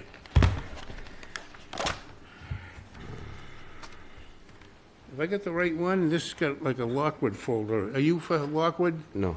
Okay, 3042. wrong folder. 3042 Cranberry Highway. That's a change of use application. 26-4, okay. Where's 3042? That's all right, I'll find it. Next to where? It is, Next to Lindsay's? No. not far. Next to the... If I recall right, Garden Homes is on the north side of it. And is that the applicant? The applicant is, No, let's get the file, we'll deal with it. I don't have it. 3042 Cranberry Highway? well, it's on your list. That doesn't mean I understand. No, I understand. These guys go by numbers and I go by address, so it makes it a little hard, but we'll get there. 26-4. I have a couple of extra copies of the, 26-4, okay. got it? Yeah, Okay. I knew we had it, I just grabbed the wrong folder. I don't feel bad. I wasn't confident that you had it, so. You weren't, yeah, well, no, I was pretty, I just, again, like I said at the beginning of the meeting, I'm used to looking here, now they're putting it here, it's all just, you get used to looking for something in the same place. The zoning board of appeals will hold a public hearing on February 25th, 2026, at 6:30 PM in room 520 of the Wareham Multi-Service Center, 48 Marion Road, Wareham, Mass. 02571, to consider petition number 26-4 for a use variance from the requirements of Article 3, Table 320, under the Wareham zoning bylaws to Daniel Grassi, Wareham, Inc., care of Robert L. Perry, Esquire of 191 Main Street, Wareham, Mass., for a proposed use of a martial arts and fitness facility at the location at 3042 Cranberry Highway, Wareham, Mass. This appears on Assessors Map 131, Lot LC 29, in the Commercial Strip zoning district. All right, Council, name and address. My name is Robert Perry. I'm an attorney here in Wareham at 191 Main Street. All right, let's hear it. Who you are. My name is Giuliano, Giuliano Coutinho. I live in Centerville. Okay. All right. So I'm assuming you're here because it's not allowed use. It's not an allowed use. Right. However, I've got some problems with the way it was done. Right. My client initially filed a petition for change of use. Mm-hmm. And he didn't do it correctly, and then he didn't follow up on it and came to me. And I then filed what is in Exhibit G1, an application for change of use. And I think the use that he is looking for is, as I've set forth in the application, and that is a retail business, like any other retail business, be it a hairdresser or whatever. And I think that's what used to be approved on these types of facilities. I know right now we've got a number of actual gyms which are intended to be the non-allowed use, yet as I look at the history on each of them, I don't see a variance on any of them. So I have to assume that they were allowed by prior building commissioner without an issue. And I think this one should have been, yet it was published based on the old application he filed on his own, which I think was incorrect. And I talked to Mr. Turner about that, and he hadn't looked at mine. He thought it was just a refiling in order to get by the fact that he let more than 30 days go by before he came. In fact, he let about 90 days go by. So I really think that the proper Chairman, it's a use on this one is a real retail shop. And I think the bylaw supports me in that, when I look at the definitions. I don't think it's a retail. It's a martial art, which is fine. We're okay with it. We just, unfortunately, it's not in our bylaw. That's the problem. Well, the bylaw, I'm having a lot of trouble with the Right. bylaw. So Every we case did I'm grant- getting, we I'm in did- trouble because the bylaws Right. are written such they are, which I'm This is for. something we have to address in the changes, Josh. We have to do that. Please take a note. We did next to Shaw's, the same issue. We had, believe it or not, there's Jim there, personal trainer, he had to go for a variance in a commercial hardware store, everything. Unfortunately, that's how it is. I don't I have think no the problem board. with that. I mean, I'm ready to Right. go for a variance if Yeah, that's what the board so, wants. I don't think the board will have an issue with that. We'll start with Connor. What do you think, Connor? So it's in commercial use, but it doesn't, the bylaw does not list martial art or gym in a commercial use. Unfortunately, it's a Yeah. mistake, whatever, mishap, whatever. Yeah, in that case, I wouldn't have a problem granting a variance. I don't really see an issue, and I think that the service would also be great for the community. Troy? I have no issue. Jimmy?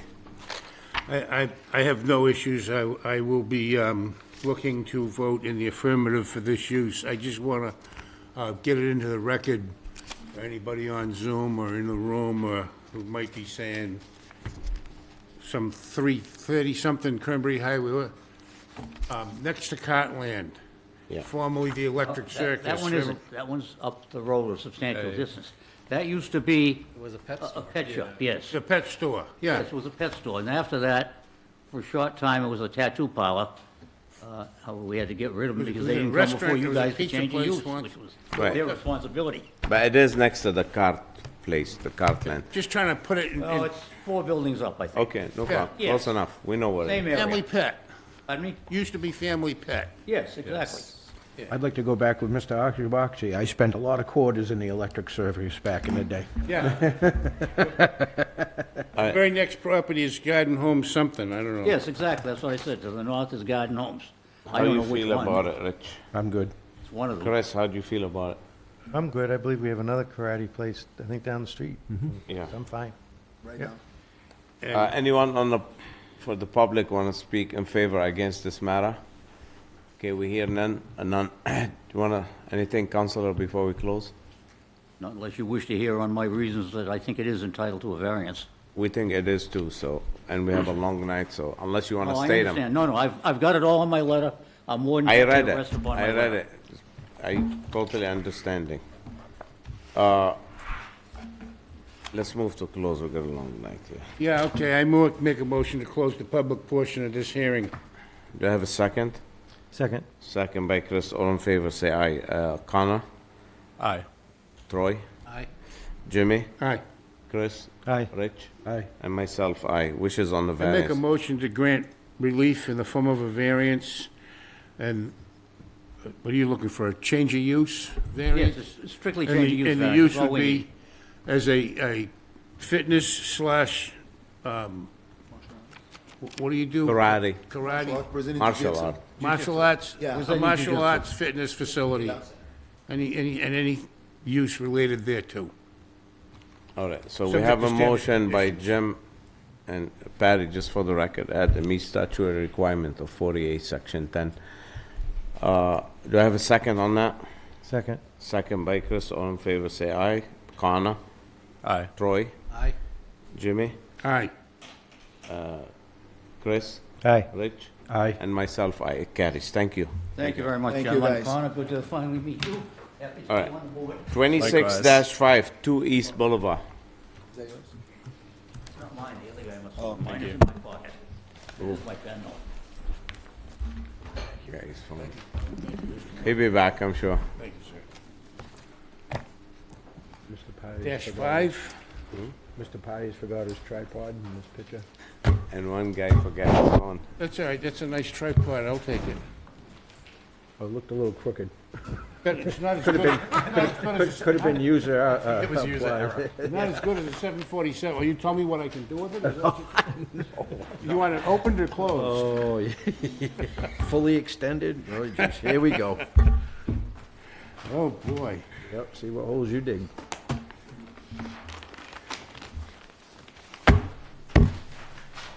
Okay, so.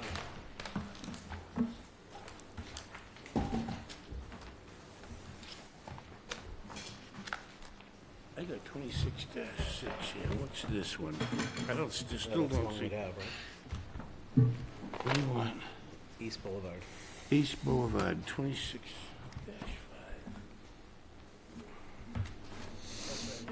East Boulevard, is that the parking lot was? Yes. Okay.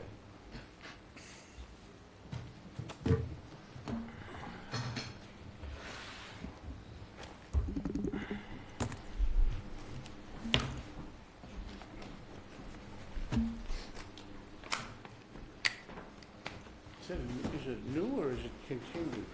This is gone. That's no. To the planning board, and then it's kicked back to us. No. This ain't it, and I don't think I have it. Unless. What do we got here? Oh, that's Main Street. Josh, is East Boulevard here? Do you know? It's the old Bessie's Fish Market that they're parking. I'm familiar. I guess it was Ponce Realty after it was Bessie's Fish Market, but You mind starting to talk about it? I'll go grab the file. yeah, I don't think we've got it. And I'm very familiar with it. Are you guys familiar with it enough to? No, we need the notice. We need to, Do you have the notice? It needs to be read in, yeah. Yes. All right, let me have it, please. Thank you, Bill. I hope it- Josh showed you how to get him. Yeah, I was looking in the wrong spot. All the files are from 2020. Thank you. Sonia's position is open, sir. All right, let's read it. The zoning board of appeals will hold a public hearing on March 11, 2026, at 6:30 PM in room 520 of the Wareham Multi-Service Center, 48 Marion Road, Wareham, Mass. 02571, to consider petition number 26-5,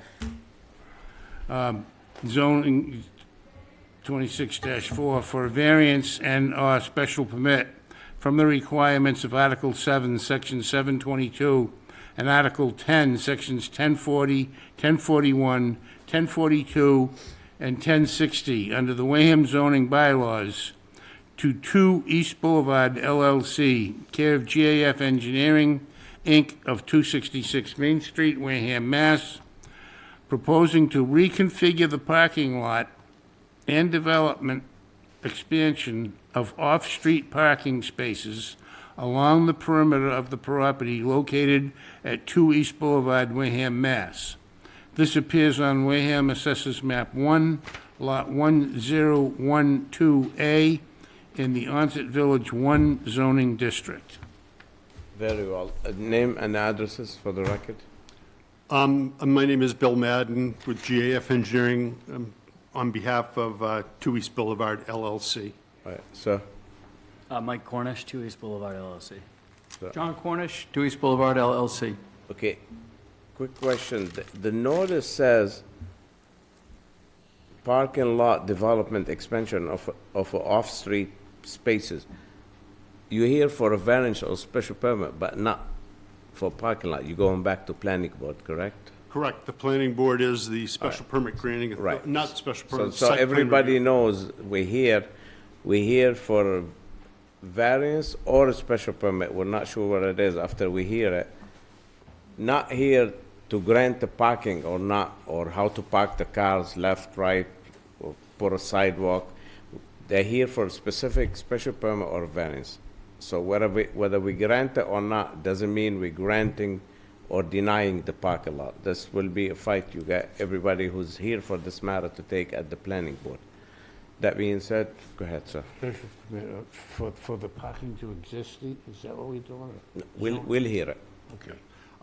What I did is we filed an application with the Zoning Board of Appeals back in January 15th of 2025, or 2026, excuse me. But what I've done is just outlined a little more information that follows the application that was submitted. And I've also included the current site plan, just for convenience of the ZBA. So you can see where we stand with respect to Thank you. the issues with the planning board at the present time. Thank you. I have another one, Phil, if you guys can't share.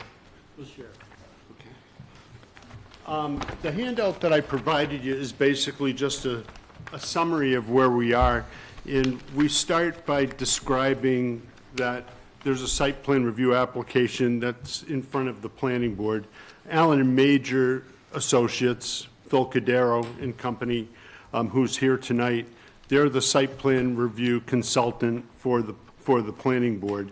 And in their review, they identified some applicable zoning sections that did not, in their opinion, meet the standards of the zoning bylaw. And that was with respect to Article 7, design standards of the bylaw.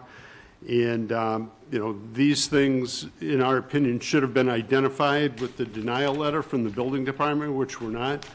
Phil's company did identify those things. We have no objection to what was identified in their letter.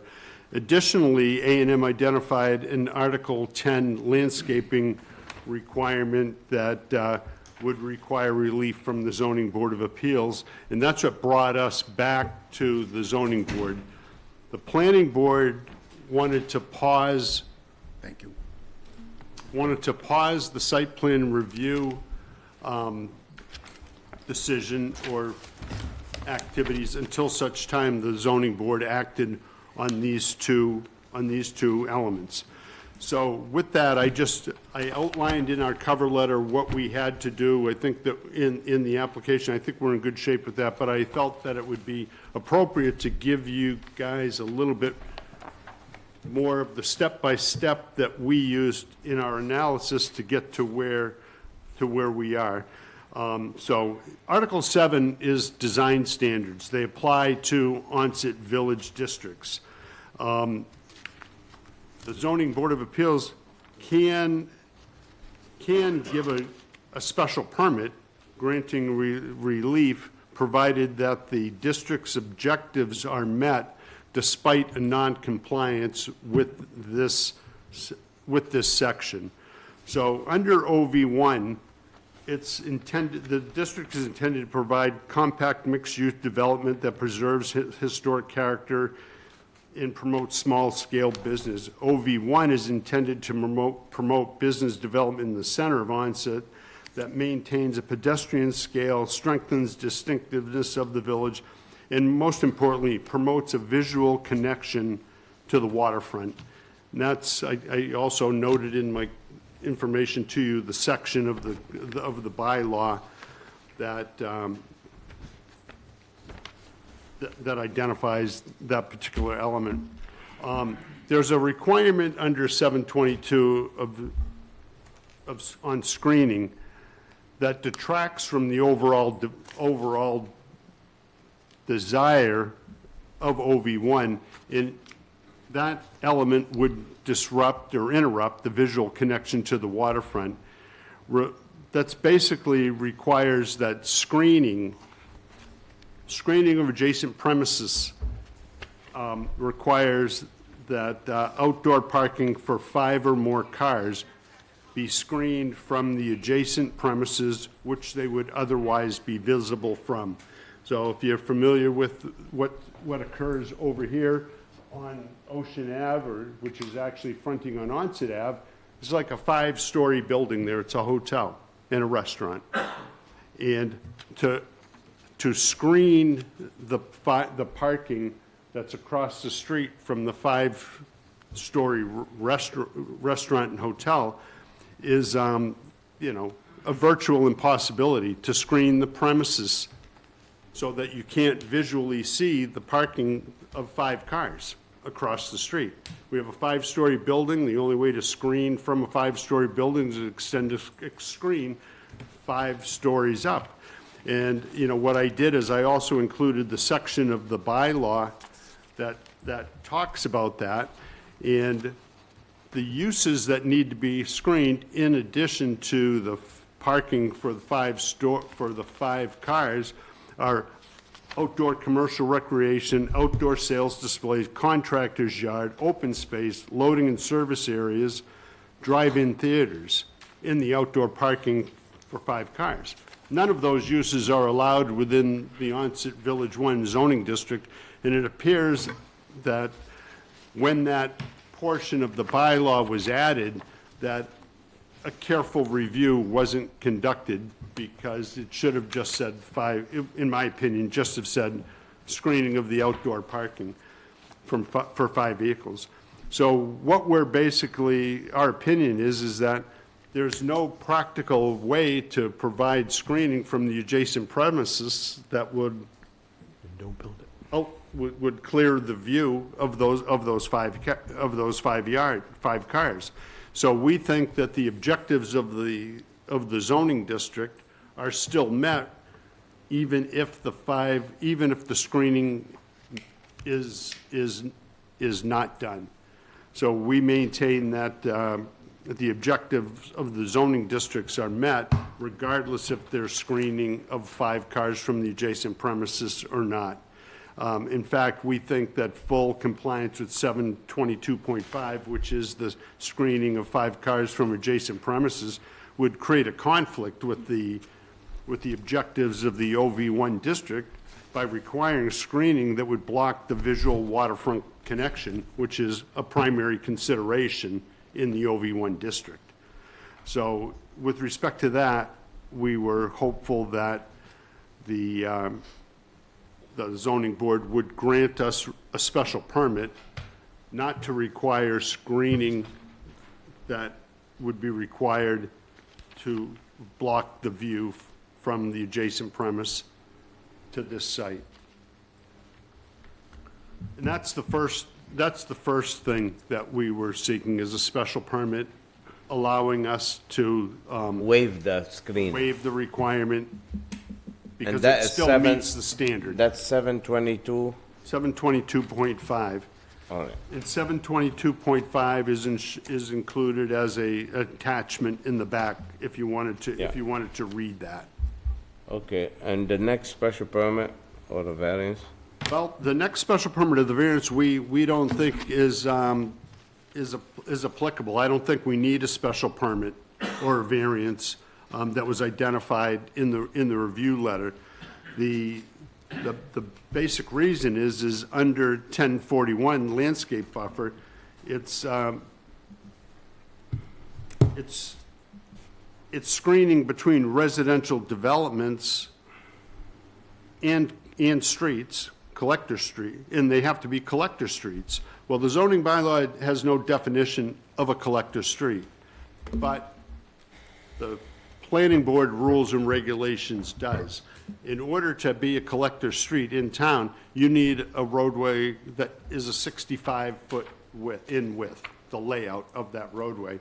We have a 25-foot wide public way on Ocean Ave. We have a 25-foot public way on 11th, and then we have a 40-foot layout for the public way on East Boulevard. None of them are 65-foot layouts. None of them are collector streets.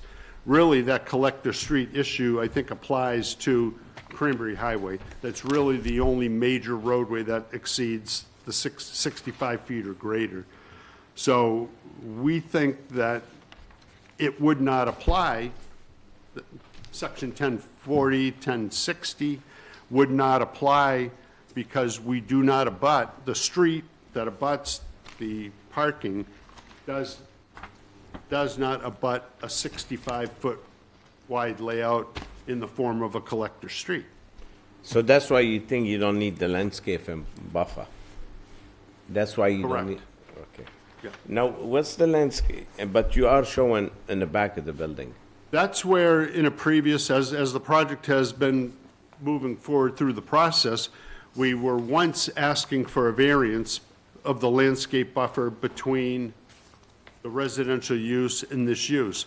Since that time and through the planning board review, we've incorporated the required 20-foot landscape buffer at the rear of the property. So we did do that. We modified the plan to include the required 20-foot landscape buffer. So let me ask you something, on 1040, so you need a clarification on the landscaping that it's not required, that's what you're asking? Or you do need a special permit not to do the landscaping because it's not a collector road? Or a collector There's street? not a provision for a special permit Non-collector street. on a non-collector street. It's just that we don't believe it applies to the project because it does not abut a collector street in any respect. Okay, if the board wishes to do so, how do we address this for the planning board? We just say it does not apply? Or do we say we grant or don't grant? I think, Usually, if it's a building commissioner, we uphold or overturn. right. So, in the planning board, I mean, how we gonna address it to the planning board? I think you address it in the manner that you suggested, that a letter to the planning board that states that it doesn't apply because it does not abut a collector street. Right. Once again, similar to Article 7, the building commissioner didn't pick that up. The only thing he identified in his letter is that we needed to go to site plan review, which we knew from the very beginning. All right. So I think that, it just doesn't apply. And the portion of the work that has to screen the premises under Article 7, we could be granted a special permit for that because the objectives of the zoning district are still met regardless of whether or not we provide the screening of the premises for the 5 vehicles or more. All right. Does everybody understand what's going on? Chris, Rich, do you know what's the deal? All right, let's start with questions. Connor. Right now, I don't have any questions. I would say that I appreciate the documentation. It's very clear, the walkthrough. But as things in onset are, I think it gets convoluted pretty quickly. So I'd like to hear what the rest of the board has to say. But no questions from my side. Thank you. Thank you. Troy? I currently do not have any questions either. Jimmy? I read the whole argument from an attorney that the neighbors all chipped in, and I read that whole thing, and it was well presented, and I guess that was prepared for the planning board, not for us. I don't know. If I may reply to that, I believe it was prepared for this hearing. For this hearing? Yeah, and it's totally out of context. It has nothing to do with the request that we're making. It really is something that should be presented to the planning board if they have an issue. I guess we're kind of on the same street. I guess I'm a little bit gray, like, it looked like it was addressed to us, or to this board, or to this hearing, but again, because the planning board is doing the site plan review, most everything in the argument wasn't us, it's like, they're coming, like, they're asking us for a septic design, and we're not the Board of Health, so, but I use that but I do have a question regarding parking, and we've had in Onset, in Wareham Village, and Wareham Village 1, we've had a lot of issues with parking and restaurants, and this is, basically what this is this man is trying to get as many parking spaces for his restaurant as he can. And I understand that, and when I look at our parking schedule, if you will, once you give a parking space to a use, that's it. It's gone. That's what it's for. So you're taking all these parking spaces off this, number 2? The restaurant's at number 5, or is vice versa? Oh, you're right. So you're taking all the parking on number 2 and assigning it to the number of occupants for number 5. So that means that that building is functionally obsolete. It can't be, you can't get any use in that building. The building has to remain vacant. Is that? No. Is that? I don't think that we're stating anywhere that the parking is solely for the use of the restaurant. We had stated that previously. Let me use a different example. When they put the Lucky Goat down at the end of the road over here, the old Galt Transport property, the Lucky Goat was in the old fish market, and they wanted to open up, and they had a bunch of parking spaces that were assigned to a used car lot. And they couldn't have a permit because they didn't have any parking. So, I guess my question is, you're using all this parking, that building is, in my vision, deemed obsolete. Can't use it, can't put anything in there. The parking's all going to the restaurant. The restaurant gets its occupancy permit based on 5 people per parking space. That's not what the intention is, to use it solely for the restaurant at all. You know, some of the questions that have come up through the site plan review is why do you need so many spaces? Some will obviously be used by the restaurant, but for example, John Cornish cannot renovate that building until the parking relief is granted that's needed. So what the idea would be is to divide that building into perhaps 4 units, 3 units, whatever it might be. A real estate office, as previously existed there, would likely be one of them. So by way of example, if we had a real estate closing, you know, there's going to be a buyer and a seller.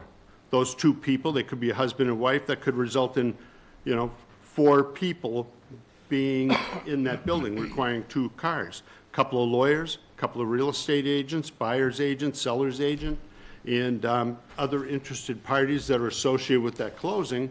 You know, could involve 10 parking spaces for a very small office for a typical closing. So we see that the bulk of the parking that is proposed for this site would be attributable to the use of East Boulevard. I'm sorry, I don't even know how many parking spaces you're trying to get at this point. I think we've reduced it down to, It was in the 20s or something, wasn't it? I want to say, what do we have?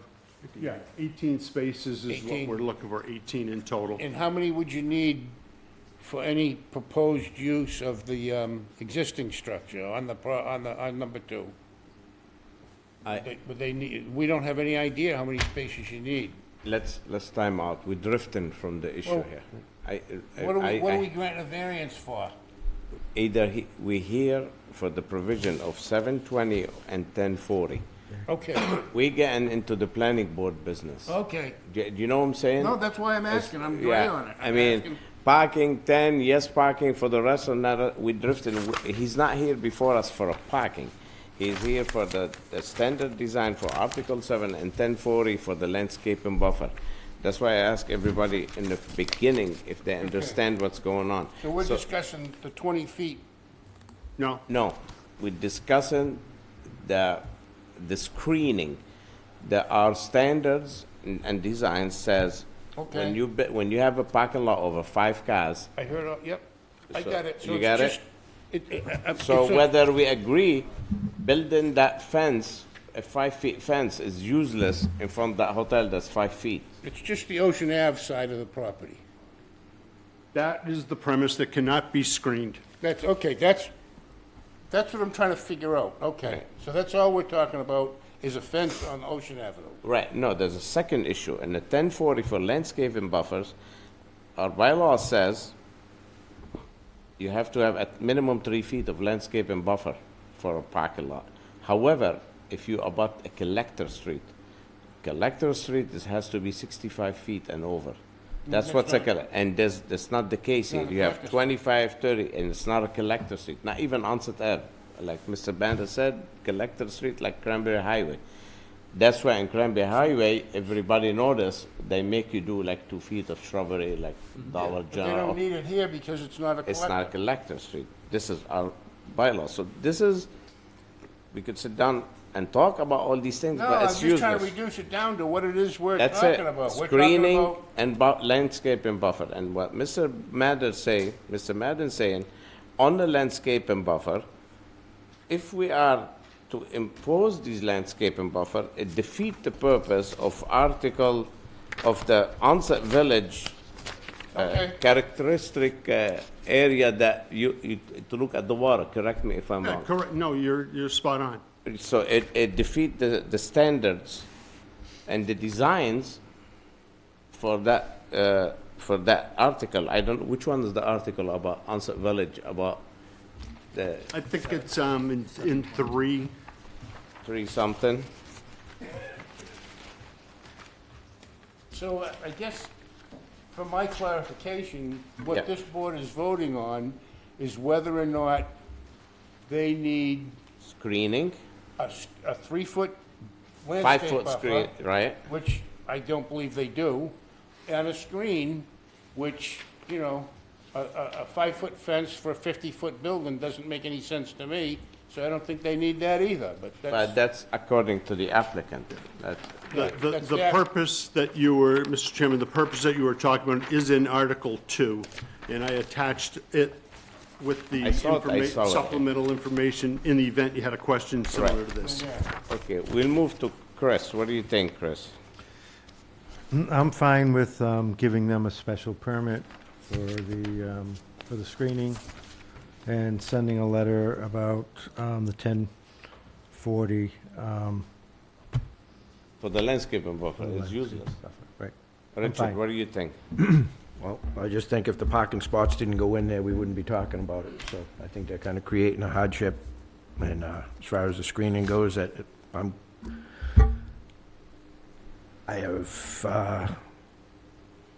say I'm good right now, but I'm not good.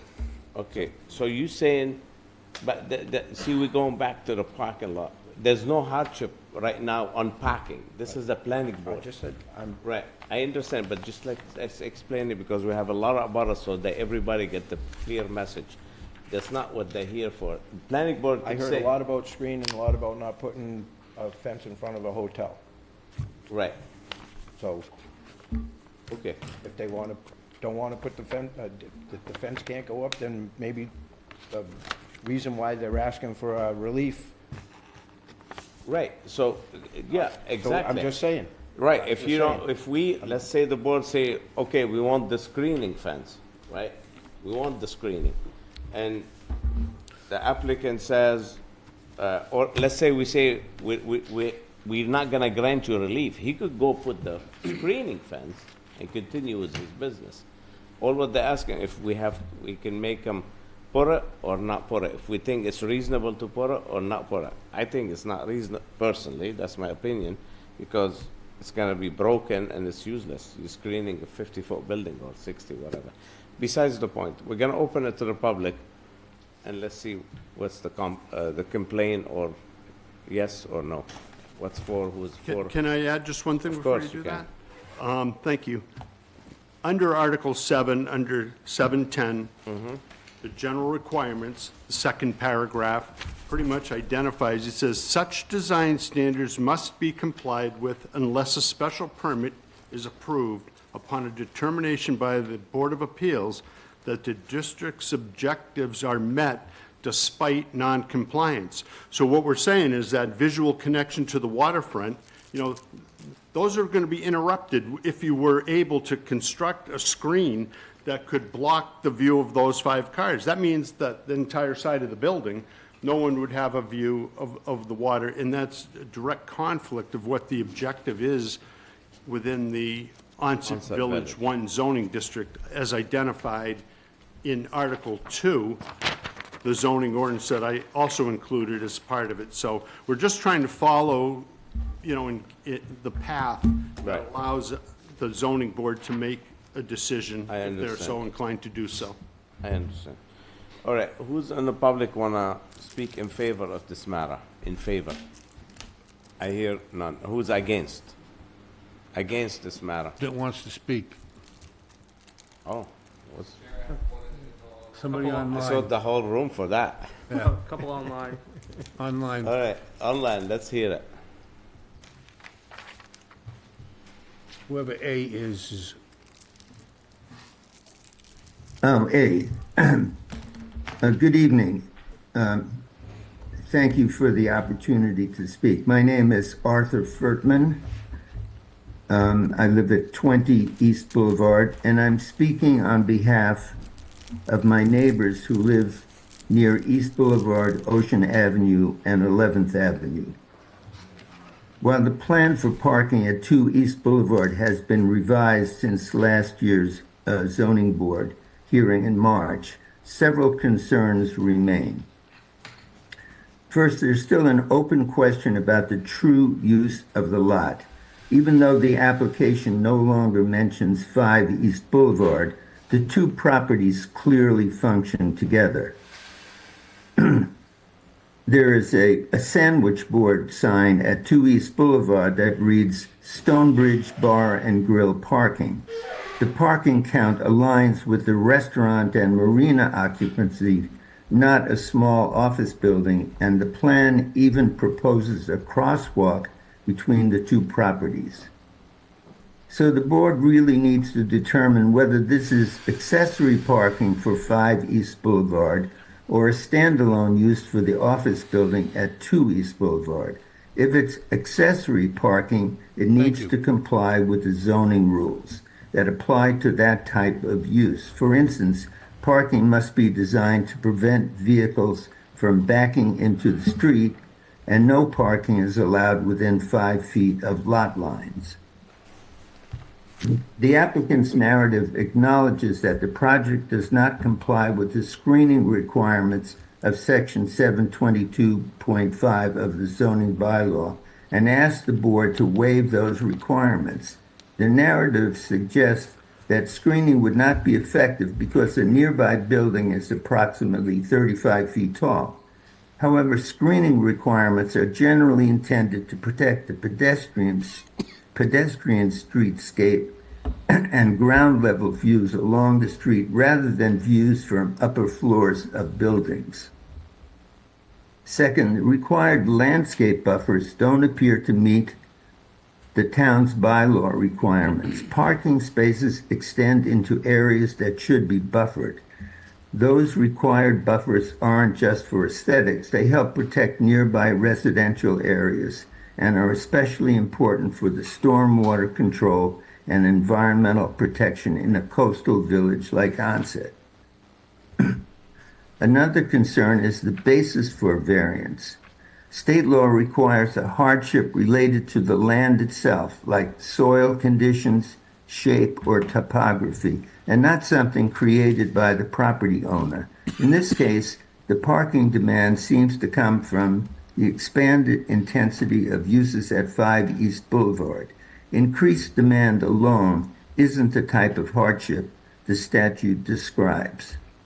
Finally, there are safety issues with the parking layout. The lot abuts several intersections, and backing movements and visibility issues near those intersections could present risks for pedestrians and drivers. For these reasons, we respectfully ask the board to deny the requested variance and special permit. Thank you. Thank you, Mr. A.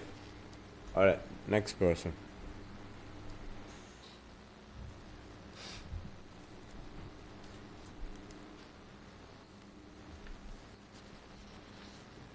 Unmute. Hi, can you hear me? Yes. Yes. Oh, okay. Thank you. Thank you for this opportunity. My name is Hannah Benoit, 18 East Boulevard. I just wanted to underline something that Mr. Furtman said, which was that the screening requirements are not intended to block the view from a 3 or 4 story building. They are a streetscape requirement. And above all, this parking configuration extends into the intersection, even though it's on private property, as far as I know, It directly abuts the streets. And I'd be happy to send you documentation about that if you want, but the screening should really be around this triangle of parking that's coming straight out from the building. And that cannot happen without removing some of the parking spaces. So what I would suggest is that we all apply some common sense here and come up with some kind of a compromise so that this business, which is 5 East Boulevard, still gets to have its parking, but it's aesthetically in line with this beautiful village we have, and it's safe so that there's foliage between the parking and the streets. Thank you. Thank you. Thank you. Thank you. Thank you. What do you think? Well, what I think is, really the last two speakers should spend some time and read the zoning bylaw and see what it states. Because when we talk about screening the premises, that means the premise. The premises includes the lot, the building in its entirety. It doesn't say a portion of it, it says the premises. So that's what you're supposed to see. You're supposed to screen the parking from the neighboring premises on the property. And it's very clear. And it's very clear also that it's a special permit from the ZBA, not a variance. We don't meet the standard of a variance. We're not seeking a variance. We're solely talking about requesting a special permit from the ZBA for the relief that's required under that design standards, because the standard is that you cannot diminish the objective of the underlying zoning district.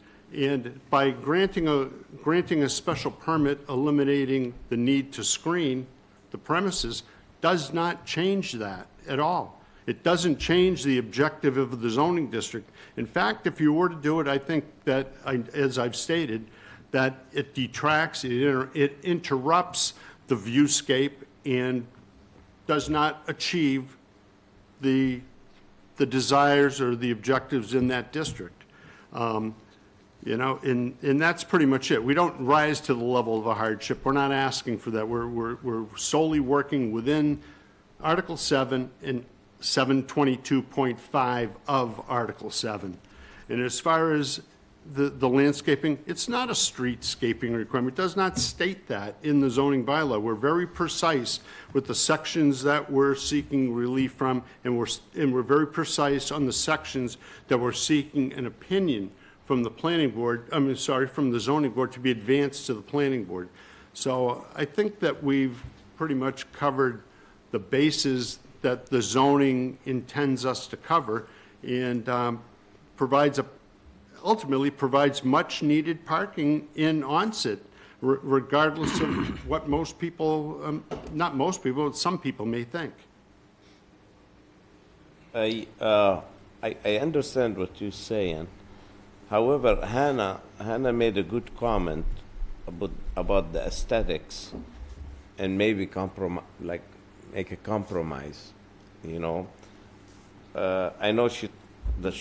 the bylaw called for shrubbery, but it contradicts itself, then you don't have view. But maybe some pear trees, cherry trees, here and there, sacrifice a couple of parking spots, something, help. It's pretty much screening / shrubbery, and you still have your view. You know what I'm saying? If you put like a pear tree, you still have the view, and in the meantime, it's kind of screening from the neighbor. So it works both ways. Like, for instance, across on Ocean Ave, you have a big section that you could put a few trees there.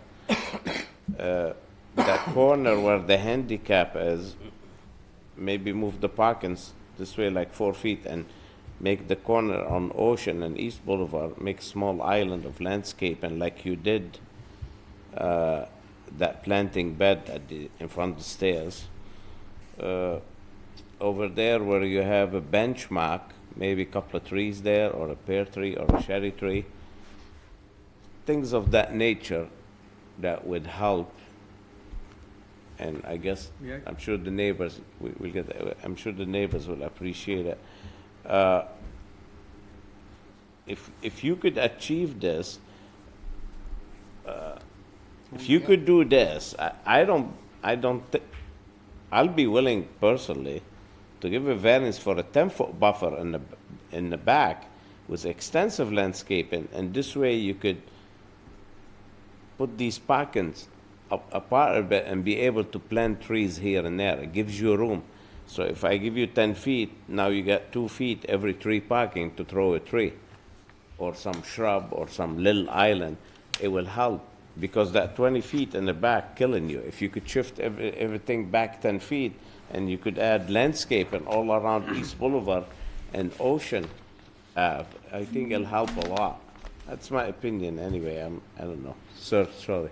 I just wanted to say, the planning board has been working towards similar situations. Right. When we get back to them, we don't want to talk about this too much I know. today. I told my colleague here, or my clerk, not to talk about it. Then they dragged us into it, and here we are talking about it. We would very much like to beautify what we have there. We can't even fix the building right now. But we'd like to, where those barriers are, those white barriers that are ugly as all get out, we would like to do something permanent there that the shape is on the ground. It's in white. We'd like to make that curbed with plantings, make it pretty. We like to do these things. We've been held up for over 2 years. I know. Trying to do reasonable things. Everything else that I've ever done has been to beautify the properties I own and the neighborhood. The marina is far more attractive than it ever was before I bought it. That property will also be far more attractive. We want it to be nice. There are little areas of grass where things can be done, and they will be done. There's a ugly condenser that houses the air conditioner on the side of the hotel. I want to put plantings in front of that. We want to do stuff. Yeah. Phil, do you have any comment on this?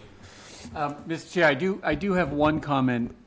You have been discussing, Articles 2 and 7, and then 1040, as the applicant pointed out. One of the other points that came up with the planning board is the application of Article 1060 relative to landscape buffers associative with parking lots. And I just want to bring that to the forefront. Mr. Madden's letter mentions that under his general summary, and I don't think the board's really touched upon that either. So if you decide to waive the landscape requirements, you should consider 1060 as well, if that's the direction you're headed. Go ahead.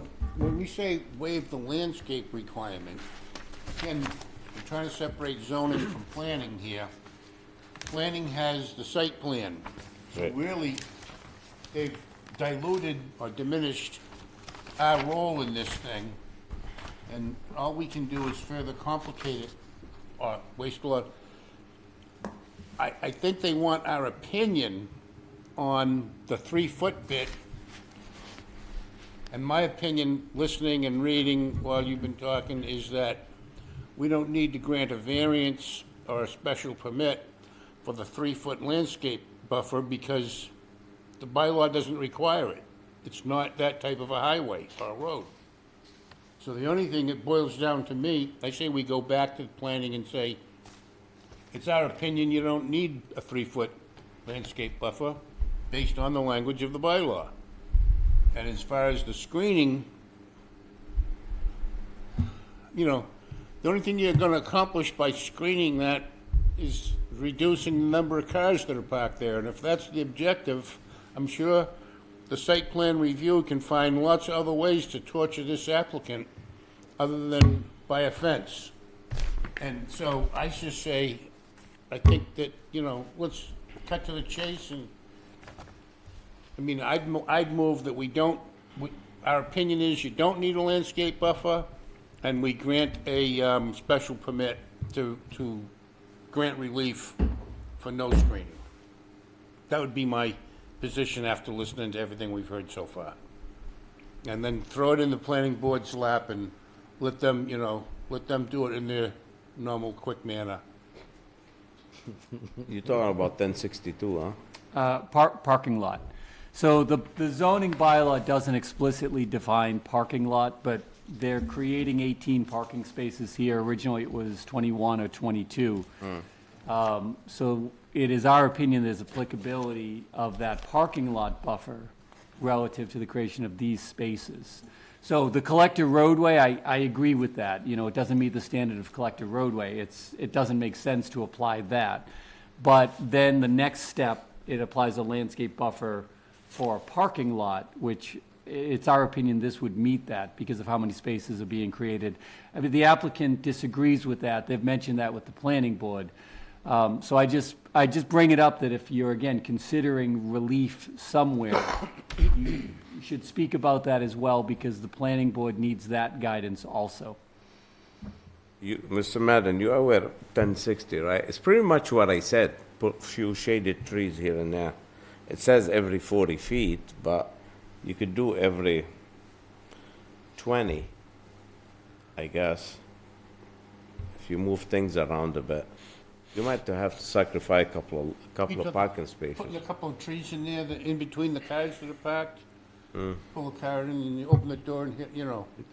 You put it in the front and not in the middle. I mean, you don't want to put them right on the road because that's a road hazard. And, No. you know. Yeah, you're right. You know, so they're gonna have to be, I don't know, 10 or 15 feet in off the street in order for it to, really, when you think about safety and pulling cars in and out. I kind of like the idea of some pear trees and the kids in the neighborhood could come climb the tree and eat the fruit, you know, it'd be fun. Let's go back to the original application. Why don't we stick what they're applying for? Let the planning board deal with this. Yeah, I'm for that.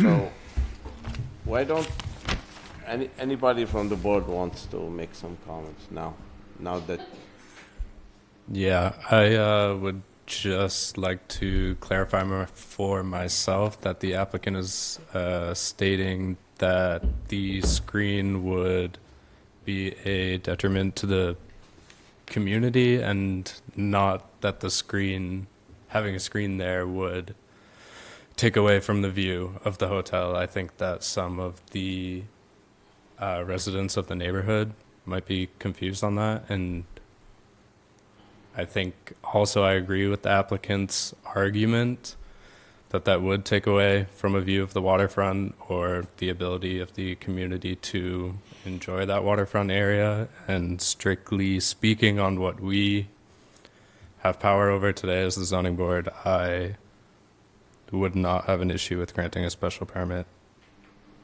Roy? I agree. Jimmy? I've stated my opinion. Chris? I stated my opinion, I would be willing to give them, a special permit. As for, as it says in 1060 parking lots, I don't know, really isn't a lot where you pull in off the street and you drive around and it really has a perimeter. These are lots that are lined all on the street. So, I mean, there's no really perimeter where you can hide anything on these parking spaces. So, I mean, I'm willing to give a special Keep it permit simple. for this. Let's Yep.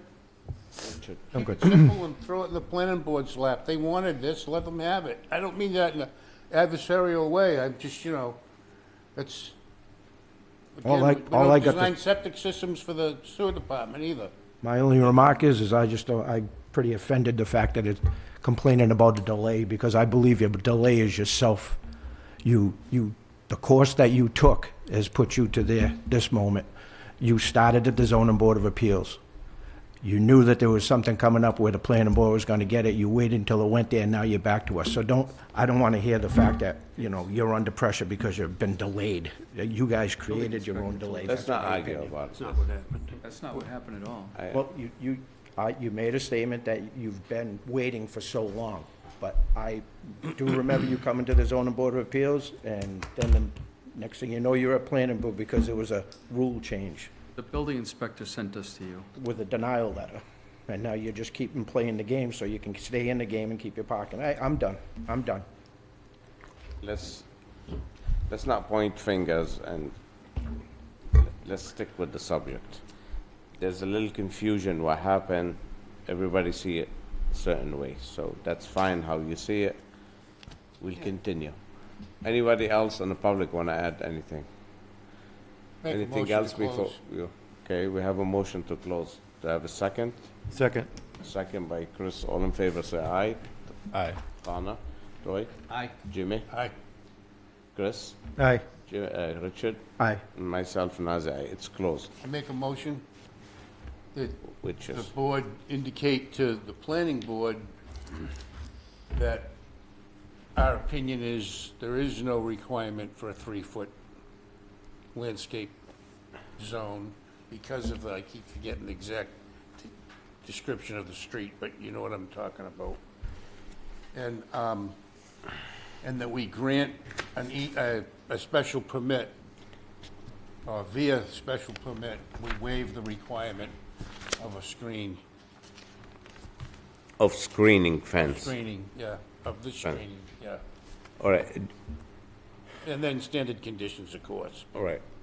Josh, you'll be able to draft this, or do you want Mr. Madden to draft it and you review it? No, to be clear what the board is actually. Well, let's finish the vote first before Okay. we jump into conclusion. So I have a motion by Jim. Everybody understands the motion? Okay, do I have a second on that? A second. Second by Chris. All in favor, say aye. Connor? Aye. Troy? Aye. Aye. Jimmy? Chris? Aye. Richard? Nay. And myself, aye. So it carries 4-1-0 as a special permit. Now, the draft, you will draft we just want to make sure the planning board a little fussy sometimes. Just draft it, let Mr. Madden read it, we'll read it, make sure it's fine and dandy with everybody, and we'll send it off to them. That make sense? Okay, yeah, just, can you request to the applicant, an extension on the decision deadline? If we're gonna have multiple people review it, 14 days is a little too Right. tight. So we need, you understand this? We need 14 days to file it with the clerk. We need an extra 14. Sure. The best way to do, if you draft a decision, Mr. Madden, and send it to Josh, and he could correct it, alter it, do what he wants to do, and then we go from there. But you will be willing to give us an extension on the filing with the clerk to, instead of 14 days, 28 days? Would making it 30 be more convenient fine, just for 30. the timekeeping? Right. So he's willing to give us an extension for the filing with the clerk for 30 days. Fair enough? Say yes, just for the record. Now, Josh wanted to kind of go back over what we, I think if we're gonna all review the decision, I Right. think we you're could, good, we could okay. figure I that just out didn't then. want you to be cut out. you know. Mr. Madden, can you just approve that you will agree to give an extension for 30 days? Just say, Yes, we agree for a 30-day extension to file a decision with the, All right. with the town clerk. thank you. Thank you. Thanks very much. Thank you. All right, 26-6, 20 Longwood Ave.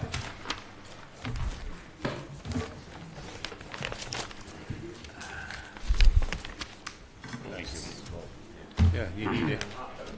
You need a leg, you need to stretch your legs, break.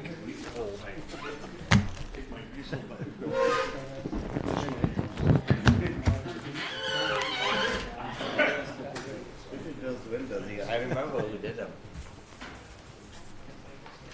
The windows? Yeah. Well, they'll be putting air conditioners in next week, so. Better go from blizzard to. They have a 74 I just need to run to the degree bathroom Boston quick this before I week. go. One day. Oh, I'm getting ahead of myself.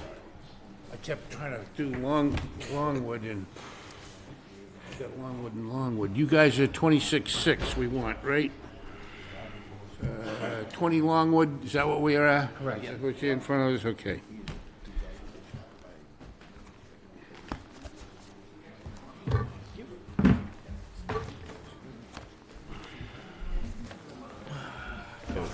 I got it. How you doing tonight? Everybody's here, I can read it? Yeah? Okay. Zoning Board of Appeals will hold a public hearing on February 25, 2026 at 6:30 PM in room 520 of the Wareham Multi-Service Center, 48 Marion Road, Wareham, Mass. 02571, to consider petition number 26-6 for a major modification to an already approved special permit under the Wareham zoning bylaws to Frederick and Mary Ellen Strasser of 25 Gale Road, Farmington, Connecticut, care of William H. Lockwood of Lockwood Architects, LLC, of 1 West Central Avenue, Onset, Mass., proposing to construct a new two-story design as opposed to the previously approved single-story ranch-style dwelling at the property located at 20 Longwood Avenue, Wareham, Mass. This would appear in Assessors Map 1, Lot 567, in the OV2 zoning district. All right. Name and addresses, please. Good evening, Bill Lockwood, Lockwood Architects. 2 West Central, as opposed to the published one. Your address, 2B, your address or the project? my address. It doesn't matter. All right. So you live your name for the record? Fred Strasser, 20 Longwood. Okay. All right, let's hear it. Okay. So this board, a little less than a year ago, granted a special permit for them to tear down their existing house and put in a modular single-story house. Subsequent to that, the owners changed their mind and strategy and have decided to, they retained me to design them a house. And we designed a two-story house. What you see up here is the site plan for the single-story modular that was proposed and granted with several relief on several fronts. As we've designed the new structure,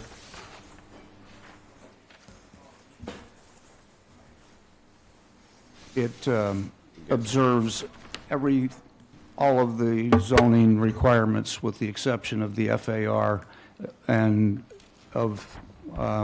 we have we've designed it to meet the standard of the FAR that you granted relief to 35%. In your pamphlet there, you have a site plan, the proposed site plan, and a proposed architectural plan in the rear. And you also have comparative analysis of the zoning conditions and the requirement, the existing and the approved and the proposed. And then there's a picture in there comparing the 3 structures, the existing structure, the granted structure, and the proposed structure. And prepared to answer any questions you might have. All right, so I see you had a bunch of variances for setbacks and everything, and you came back, you meet all the requirements except With the exception of the the FAR. FAR goes from 30% to 35. Correct. The existing condition 30, you want 35, but the other ones, you made them comply everywhere, which is good, because you don't have a range no more. You have a That's two-story. correct. That's nice, makes sense. So you ask an increase on the FAR like 1.75%. Which is Basically. the same relief that was granted a year Be ago. granted on the ranch? On the same ranch, thing. yes, exactly the same percentage. And you're making all the rest better? Correct. All right. So, Connor, go ahead. we're square foot for square foot on the living area? Square foot per square foot, yes. Okay. So they had a ranch. I got not it, a- I got it. The only reason, the reason it's a major is because they're going from 1 story to 2, and somebody might be Right. screaming that With they're the looking in height. my window. Right. Okay. Connor, I don't have any issues with it, so no questions from my side. Troy, I'm okay with it. I'm good. Chris? I'm good. Richard? Good. All right, anyone in the public want to speak in favor or against this project? Anyone here for that project? I hear none. Make a motion to close. Correct, okay. Motion to close, do I have a second? Second. Second by Troy, all in favor, say aye. Connor? Aye. Troy? Aye. And Jim? Chris? Aye. Richard? Aye. And myself, aye. Make a Close. motion to grant relief as requested with the plan provided by Lockwood Engineers dated, whatever the date is on your left-hand side, I think. Should, I think we should grant a major modification, not a new variance. Okay. I think, right? That's what we were requested Yeah. to get, yeah. So, let me, I'm for that. one second, let me look at, did the commissioner send a new letter or no? Let me look at it quick. He didn't even, no, he did not. He didn't? You were able to apply without a letter? We applied and then found we needed the major modification. Doing it under our All right. existing. Why don't we grant, let me ask you something, just to cover our bases, we'll grant a major modification, and we'll grant, if the board wishes, 35% FAR, just in case the commissioner says you gotta go back, you know what I'm saying? Just waive, and all the rest you meet fine, you don't need us. Correct. Okay, so, I agree to the modification to my motion.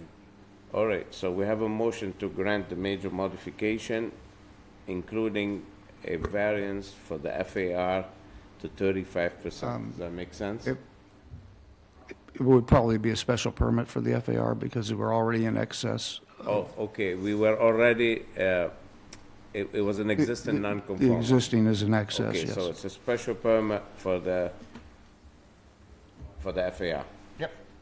with the standard conditions and the findings not substantially detrimental to the neighborhood. All, that's a motion by Jim, do I have a second? Second. Second by Chris, all in favor say aye. Connor? Aye. Troy? Aye. Jimmy? Aye. Chris? Aye. Richard? Aye. And myself, aye, it carries. Thank you. Thank you I'm all. glad you sat through all those other hearings. Oh, yes. Thank you. Good luck with your project, sir. It was worth it. Thank you. That's See how he is? 26-7, 247 Onset Ave. Thank you, sir. Geez, you're walking around like you feel as achy and as I am. I feel old. It's been a long day up and down ladders painting, man. Up and down ladders. Hate them. I'd love to invent a nice little lift that could fit in the back of your truck that you can just go up and down without having to climb. And when I do that, then I won't have to work anymore, but, Oh, yeah, that's not a bad invention. Let's build it. yeah, try to go through OSHA, though. I've already made some Oh, things. we don't need no stinking OSHA. Yeah, try to make it and sell it. We'll get people to sign waivers.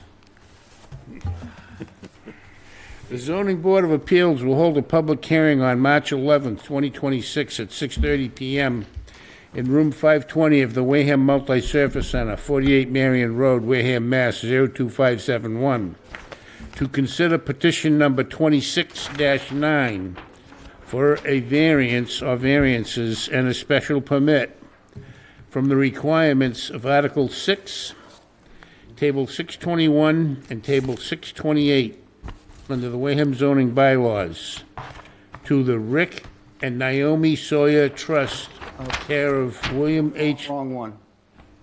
Lockwood, whom I'm not reading you, You are reading me, but you're reading the one from, the one that we just did. nope, the one that's coming up later We on in haven't the done this one program. yet.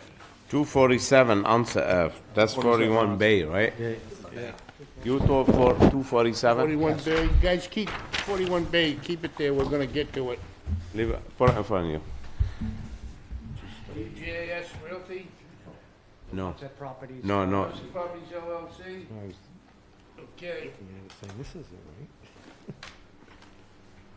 Sorry, we had all these Sorry. hearings because we had Wasn't a it month fun and a half listening? no hearings. Yeah. Because the weathers, unfortunately. Yep. So the folders look the same, so just keep them straight, guys, please. We'll screw them up completely.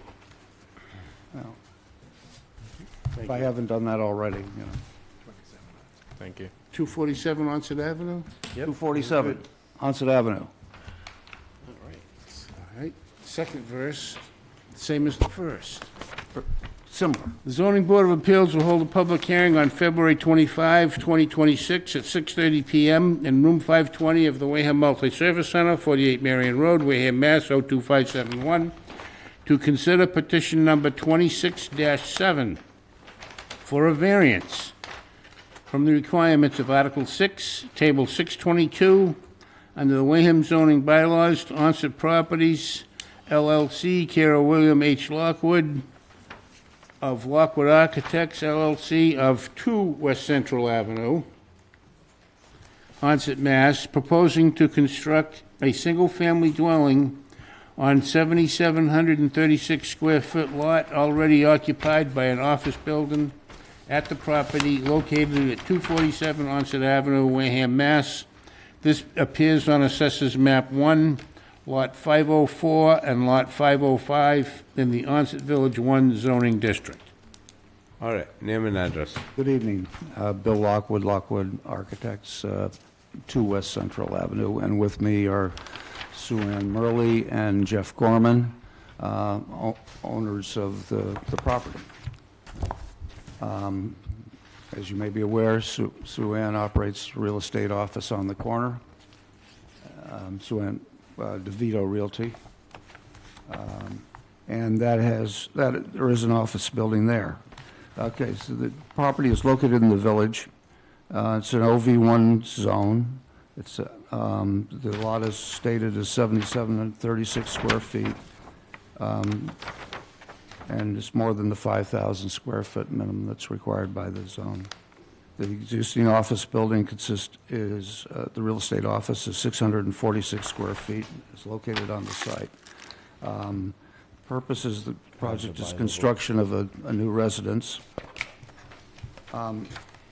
Relief is granted for the minimum lot area, is requested for the minimum lot area due to the fact that the reading from the building commissioner is that he would want 5,000 for the office use and 5,000 for the residential use, whereas every other use in that category seems to be allowed. You can mix those uses on just 5,000? What's that? Can't you have a residential and business on just 5,000? That's my belief. It allows for mixed use and I have included the appropriate page from 622 in the folder and highlighted it. You see that in 5,000 square feet, you're allowed a mixed use or non-residential. So a mixed use, if non-residential is separate from mixed use, that means it's residential and something else to make it a mixed use. And the number seems to be 5,000, and we have time and a half that. If we were putting 2 separate single-family dwellings, we could do that in 6,000 square feet. I believe, according to this. So you in OV1? We are in OV1, yes, we are. So 5,000, you could do 2 families. Because you have 75, you could actually do 3 units. Yep. Non-residential and mixed use is 5,000. So, what's mixed use if it's not, It's a mixed use, residential. See right here. they don't have I to be don't know. attached buildings, they can be detached, right? They can be detached, and they can be more than one principal structure in the zone. So he says a one-family with And non-residential and mixed use, it's 5,000. 2 families, 5,000. one family, He- 5,000. Right. So he's looking up here and saying you need 5,000 for that. Is he finding some reason down here why he wants to put the, I don't know, that's the frontage setback, but here, but mixed use right here? you need 5,000, you could have mixed use. That's all what you And need. his letter of denial says you need 5 and 5 is 10. I know. So so do we need a variance, or do we need to overturn his decision? Let's see what the board, if they disagree with his decision. Connor, what do you think? Connor? Yeah, I heard you. Let me show the, I don't have a comment right now. I'd like to hear what the rest of the board has to say. Troy? I agree with, with what you were just talking about, that based on what's in the bylaw, you should be fine. Right. Yeah, it doesn't say for a mixed use, says you only 5,000. need 5,000. It doesn't say you need 5 and 5. Right. Either we're reading it wrong or he missed it, the commissioner. Jimmy? 7,736 square foot lot. I think, You could do 3 units. yeah, he's looking for a variance. I don't think you need one. I think, I disagree with his interpretation of the bylaw. All right. And I think that's what we need to send back and say, no variance required. Mixed use, and highlight the section this is the current bylaw, and just show him where it says 5,000 square feet for for, You just doing one house, right? And you keep in the office one. no, it says, he may be hung up on the word non-residential and mixed use. Right, so an office or office and the house and residential, that's a mix. So you need 5,000 for either one. Okay. You know what I'm saying? The non-residential is the office and the mixed use is the yeah, no, I'm back to where I was. I disagree, Chris, what do you think? I agree. I interpret it with, all they need is 5,000. Richard? I'm good. All right. Anyone on public want to speak in favor of this matter? Anyone against? I hear none. Okay, so I guess if we all agree, we just have to overturn the commissioner decision. Overturn his if we grant a variance, we're setting a rule that you need 5,000 for each, the way I see it. So I don't really want to expand the, I make a motion to close Close it, yeah. close the hearing. Motion to close by Jim. Did you ask anybody? Do I have a second? Speaker for and against? Second. Second by Troy. All in favor, say aye. Connor, Aye. Troy, Aye. and Jimmy. Aye. Richard, Aye. Chris, Aye. and myself, aye. It's closed. I make a motion to inform the inspector that we disagree with his interpretation, and no variance is required, and that a mixed use with a residential structure is an allowed use at a minimum of 5,000. They indeed have 7,736. They should be granted a permit. Right, so based on, 622, Article 6, Section 622, the reason we're overturning the commissioner, unless we're interpreting it wrong, it says mixed use 5,000 square feet, and the applicant has 7,700, so the board believes a mixed use, as it states in the bylaw, 5,000, that would include a residential and an office. That makes sense?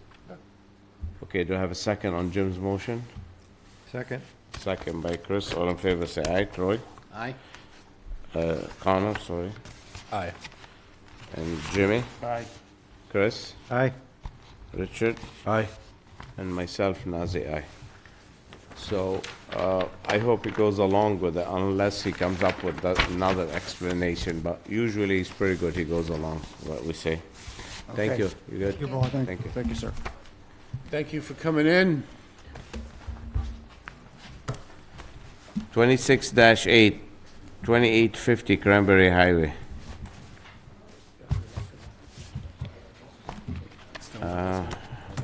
I I think it's Mr. Did we- Churchill. did we get? We're gonna table this. Mr. Churchill's not here. Okay. Let's, can we get a motion to table 26-8 to the end? So moved. We have a motion by Chris to table 26-8 to the end. Do I have a second? Second. Second by Troy. All in favor, say aye. Connor? Aye. Troy? Aye. Jimmy? Aye. And Chris, aye. Chris, sorry, Richard. My Aye. brain is fried. And myself, Nazi, aye. So we're gonna table that one. Let's go 26-9 Bay Street. We're still not on, 41 Bay Street, that's you.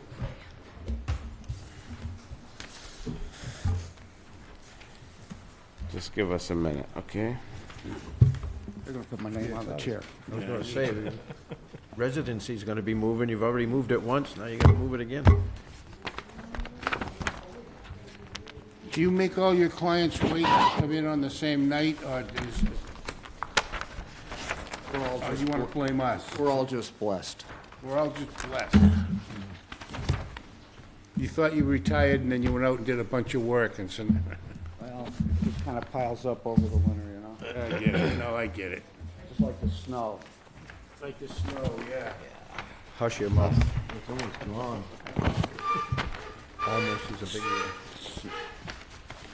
Don't let it. So I half read it, but I'll read the whole thing again. I just want to make sure I have the right one.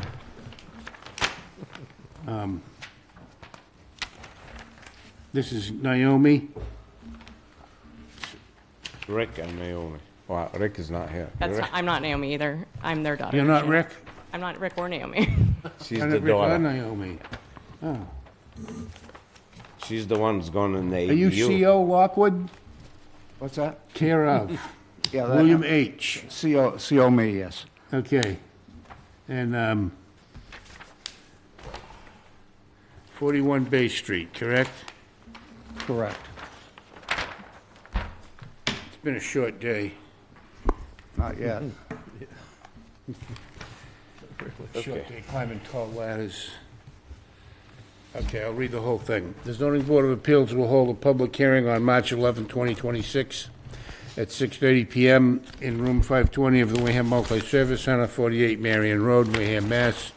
02571, to consider petition 26-9 for a variance or variances and a special permit from the requirements of Article 6, Table 621, and Table 628 under the Wareham zoning bylaws to Rick and Naomi Sawyer Trust, care of William H. Lockwood of Lockwood Architects LLC of 2 West Central Avenue,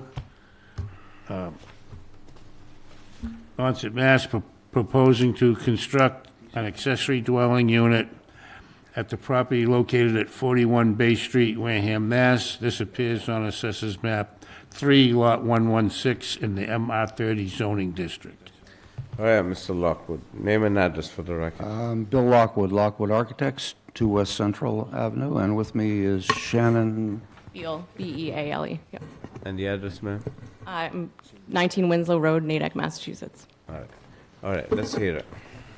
Okay. The subject property currently has 3 buildings on it, 2 accessory buildings and a residence. The residence is proposed to have certain additions and renovations performed on it by right permit, where part of that permit includes demolition of a portion of one of the 2 accessory dwellings, accessory buildings, the westerly one. That's shown over there in brown. We're proposing to build as an ADU in the backyard on the site of another accessory building, which will be completely demolished.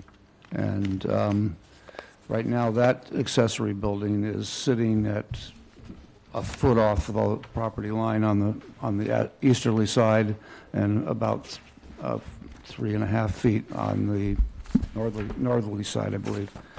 We're proposing to put this accessory dwelling unit 4 feet off of each property line, so we're moving more onto the property and requesting the necessary relief to do that. All right, so there's a shed or a building. There's a building, there's a and picture it's- of it in your And it's folder. about 3.7 feet from the setback and 1 feet from one side, from the south, north. from Yep, the yep, south the side. dotted line, yep. Right, and so you're gonna tear it down and put the same size building, A little bit smaller, actually. a little bit smaller with more, better setbacks. Yeah. Right. The commissioner saying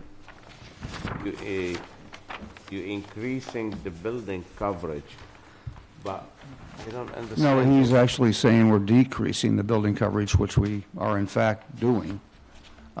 Slightly. Albeit slightly, yes.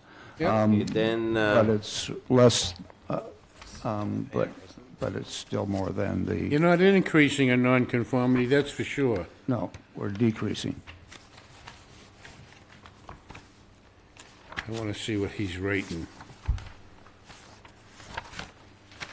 Maybe I went past it already. I think I did. Is there a minimum requirement for ADU? yeah, 50% of this, 50% of the size of the house or 900 square feet maximum. So what's the square footage of that house? Whichever is lesser. We comply with both of those Yeah. things.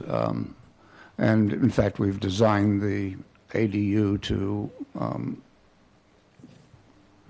pretty much up to the 50% limit. You use the 50%? Yes. All right.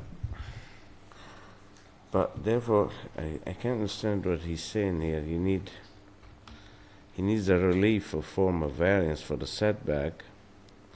New, and due to the new use, a special permit for the building coverage and a variance from the setback. And, Even though it's improving, but because it's moving, he still need a variance. well, and he's also dealing with it as though it were a principal structure with a 10-foot setback as opposed to an accessory structure, which the name alone says it is, and everything else about it says it is, which would be a 5-foot setback. No, he's right. Accessory, not a living space, he's right, a shed, not a living space. okay. A living, you still need setback.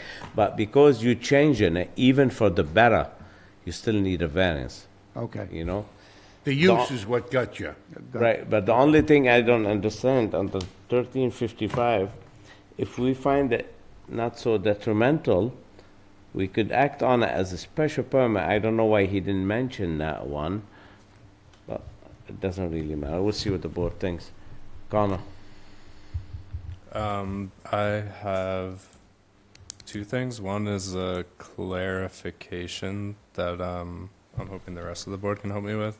In the last paragraph of the documents from Mr. Lockwood, his letter, it says that the ADU is in true hardship because of Naomi Sawyer's debilitating illness, and I just wanted to clarify that hardship should be related to the property itself. not Correct, the you're absolutely person. correct. Has nothing to do for the person, it's for the property. Understood in terms of legality, but the reality is that there is a Yeah, I understand that. genuine personal hardship. Yep, I understand. Yeah, but he's right. There's no person. Understood. Okay. Good. All right. And Good catch, Connor. Second question. the second, more of a statement, I don't have a problem granting variance for the new use, and I think it's apparent that in the past, the zoning board thought that a special permit was necessary for this, and as long as nothing is really changing in terms of the area, I think that that's appropriate again. Okay. So, he needs a variance because you're changing the use from a shed to a livable space, not the setback. Mhm. Setback would be special permit. That's what the variance is for. Because you're changing it from a shed to a living space. No big deal, no worries. Okay. But under the state law, a shed is allowed. I mean, ADUs are allowed. Let's hear from Troy. I actually have no issue with this at all. This bylaw is so vague with ADU, it's still not defined, so it's a little confusing. So the commissioner, not only our commissioner, in every state and every town would call for a variance in this case, and then the state tell you it's by right.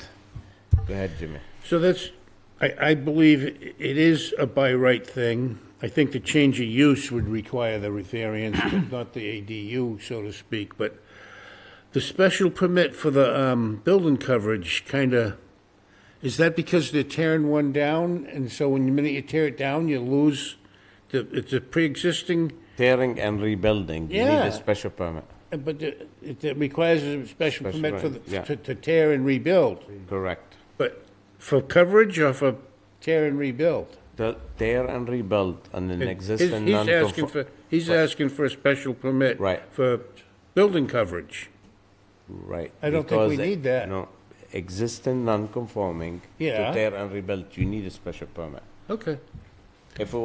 If it's conforming, So it's he doesn't need that. So we're gonna say raise and rebuild. Erase, R&R. erase and rebuild, correct. That's I looked at the pictures and I think anything you build will be better. What do you think, Chris? I'm all set, I don't have any issues. Rich? I'm good. I'm a Anyone picture here guy. want to speak in favor or against this matter? In Just favor or against? Naomi's name is also spelled Ma'am, wrong on the yes. plans. Can come forward, ma'am? Just state your name and address. My name is Marion Wright. I live at 44 Prospect Street. I've lived there since 1968. How can you declare that a shed that has an addition that isn't even permittable, you accept that as part of the deal? You mean making it livable? It was unpermitted. I'm the house that has the shed directly on their property. Say that you have a shed on their property?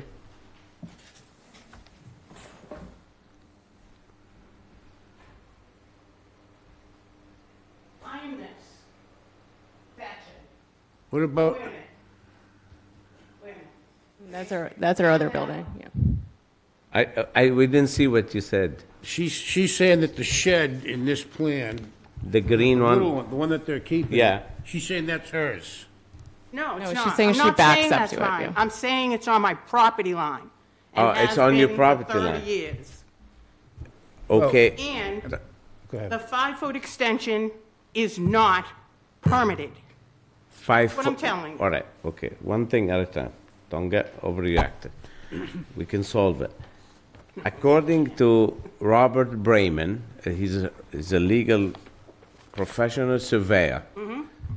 and he signed these plans, and he's saying the shed is not on your property. He's saying Okay, that- it's that- not on my property. It's but not on- It's not 5 feet like I had to put my shed. Right, My shed had to be 5 feet Correct. from the property line. Right. But that shed is right just about on my property line. well, it shows here, it's about, And I will tell you my anger is because they have no respect. all right, this is a different They story. come This- in onto my property, move all of my personal stuff so they could paint their shed and never asked, Ma'am, and then don't eh, care. listen, I know you're upset. Yeah, I'm If, upset. okay, They don't this- have enough parking.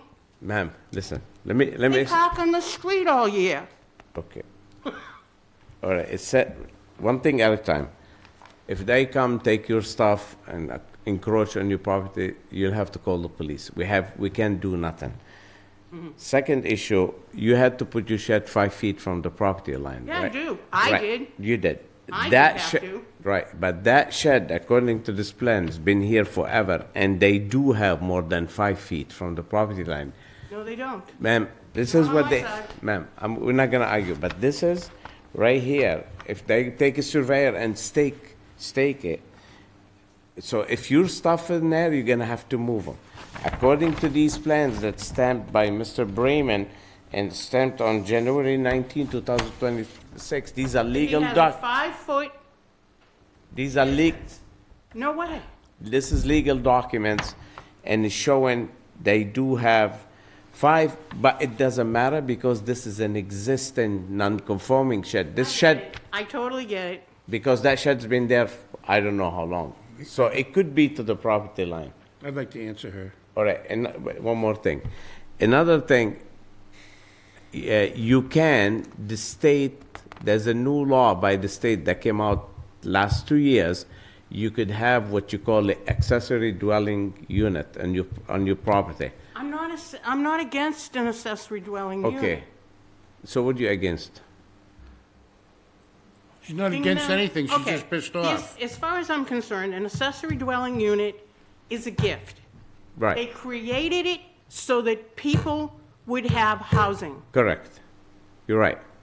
It's a gift. It's a gift. And then you want to give them more. Because you are. How? How we're giving them more? They taken, You're giving them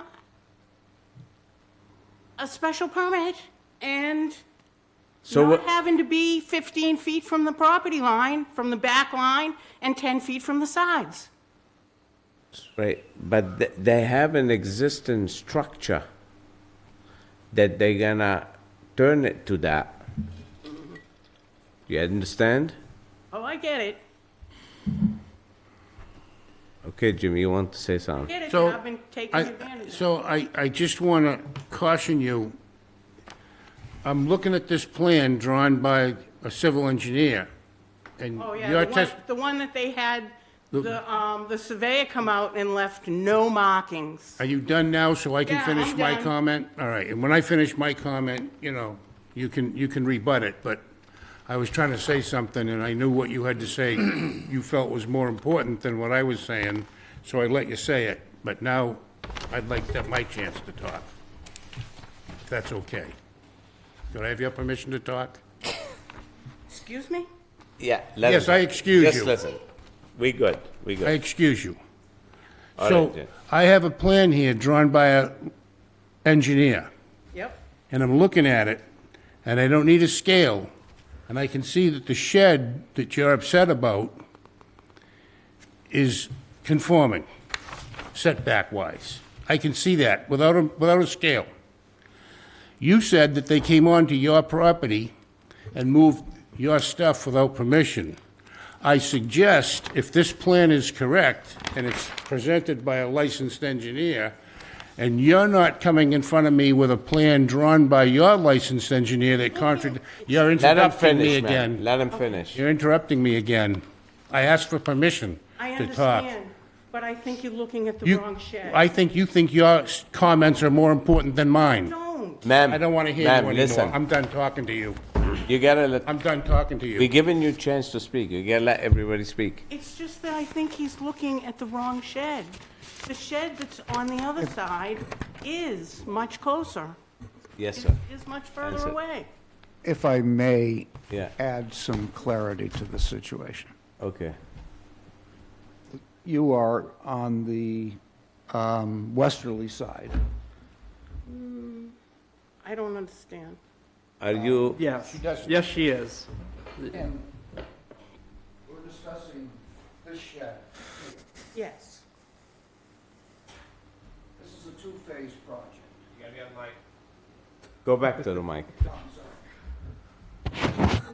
This is a two-phase project. The first phase of the project is by right, and includes the removal of that area of the existing shed. So the plan that you're looking at, Mr. Akabachi. Shows what will be there when they're done. What- Right. Correct. And then it will be, so we've made that shed compliant-ish, and Listen to me. That shed, you moved it already? we're going to be we'll be tearing a chunk of the offending chunk off Okay. When? as soon as we get a building permit. for Who the made front. these plans? Robert Bremen. Why it doesn't show where the shed is? As the previous, that plan is dependent on the first plan. You're confusing me. Is this what's existing there now, That is, or what's proposing? that's what's proposed. Why does it say existing shed? This shed is existing. But is it existing that location? In that location, but it currently exists in a larger format than proposed. You gotta go back to Bremen. We wanna see, how is it sitting in the ground, or when you propose it? Right.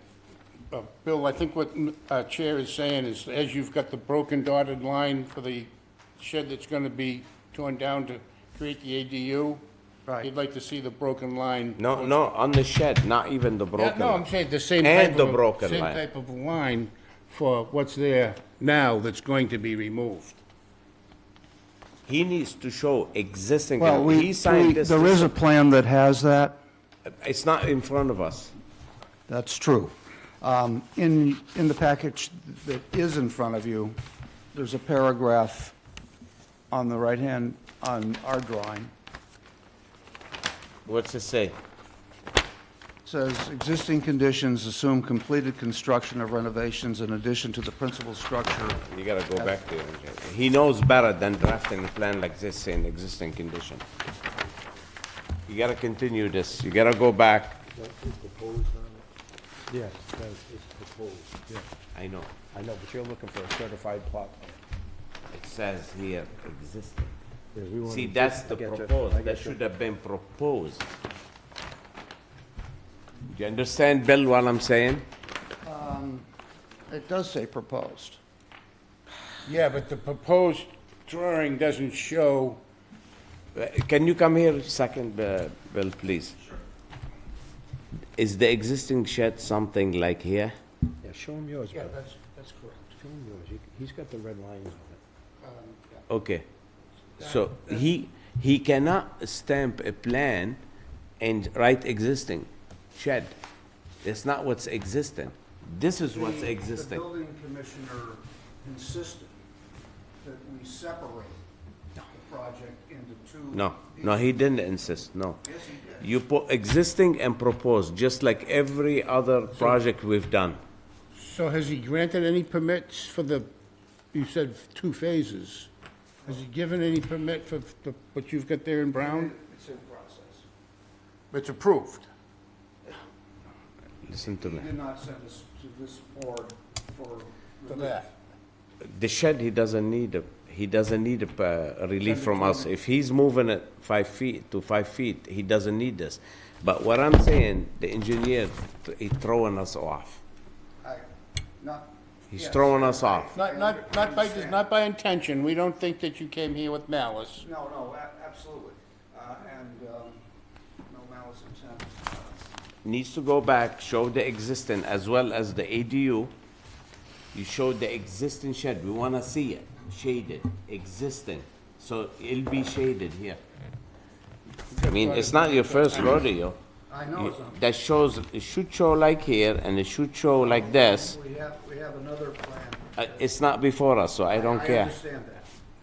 So it's gonna show existing and proposed, 2 different colors so we could defer. Okay. And Tom, don't stamp plans again showing existing while they're not. All right, anyone else? Anyone else here for this matter? Yes, sir, come forward. We're gonna continue this matter, just to let you know, to get clarification, but you can sit down while you're here. My name is Jeff Wright. Pay the taxes on 44 Prospect Street. 1 second, please. Josh, okay, Josh, Can we have a little quiet for the gentleman? Okay. Go ahead. So, I don't know how it all works, but if there's two sheds there, Okay. all right, you must be aware of there was permits drawn for those sheds and the dimensions of those two sheds? Was there any permits for these sheds? Well, I mean, apparently, I these think- sheds been there for a very long time. yeah, I think what happens though is you're supposed to look up any permits or any expansions on any house and see if they did any prior building to make sure they didn't overexceed their, because some people will say, I want to increase by a third, and it's like, well, it looks like you already increased by a third.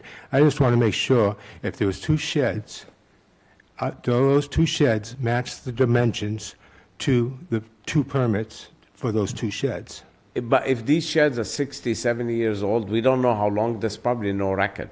Let me tell you something, if there is a violation there, the commissioner would have picked on it. He would have said there's illegal, these sheds were never permitted. Right, so I guess I would say, does anybody do their due diligence? Of course. On making sure that was there any permits pulled on, was there permits pulled on those things, even if it's 6 years old? If there Well- wasn't, then that means those sheds, If Should be- if they're over 7 years old and they've been there, they become pretty much legal. So apparently, if there's any violation, the commissioner would have picked on it. So apparently, there's no violation the way they sit. But the engineer drafted it wrong. right, It kind of deceived us how he drafted it. right, but, He drafted what they want to do, not what's there. yeah, And probably the lady is right, it's closer to our property line or in her property line. We don't know until the engineer come back with the right plan. right, but I was under the assumption when I heard the beginning of the architect's plans were correct, because he was the architect of those plans, and they were correct. Engineer. Or engineer, excuse me, I'm sorry, thank you for your correction. Yeah, no problem. So, Surveyor different than the architect. See, the Okay. architect does not get involved with setbacks and putting the plans, the Right. boxes on the plot. He get involved with the aesthetics of the building and the designs. right, and because I was almost starting to get confused, because we're supposed to be 5 feet away from the property line when we had our shed, and I guess we were not in compliant because they own 5 feet of our property, but Right, but let me explain. apparently they don't. But let me explain something to you. If their shed is in their property, they don't have to move it. And even if it's a foot away, if it's an existing non-conforming, if it's been there for a long time, Right, sure. I mean, if they want to move it, it's nice of them. They want to give you a little setback, but they don't have to. They don't have, no, that's fine, they can leave it there, but, But this is up to them. but wouldn't that change the square footage of the lot, the impervious surface? Well, until the new plans comes in, I can't tell you, but the impervious, existing impervious, existing is 50.48 and proposing 50.24. So they're dropping it a bit, so they're making it better. Right. And in MR30, was that 50%, Bill? Impervious?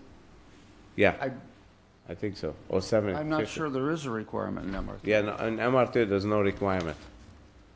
There's no requirement in MR30. Wareham Village, Onset Village, there's requirement for impervious, not on MR30, I don't believe. You're right, John's right. There's none? Down here, there's nothing, right? Yeah. So, MR30, what he's trying to Yeah, say, there's no rules for impervious on MR30. There's no rules, Probably should be, though. probably. Who am I to say? coulda, woulda, Good luck shoulda, getting yeah. that changed. All right, so what's gonna happen, we're gonna continue this public hearing. So next time, you're not gonna get a notification, so make sure you're here when we give the date now. We're gonna set a, Okay, yeah. All right, yeah, very well. I'll write it down. Thank you. All right, thank you so much. Anyone else for this matter? Yes, sir. Come forward, please.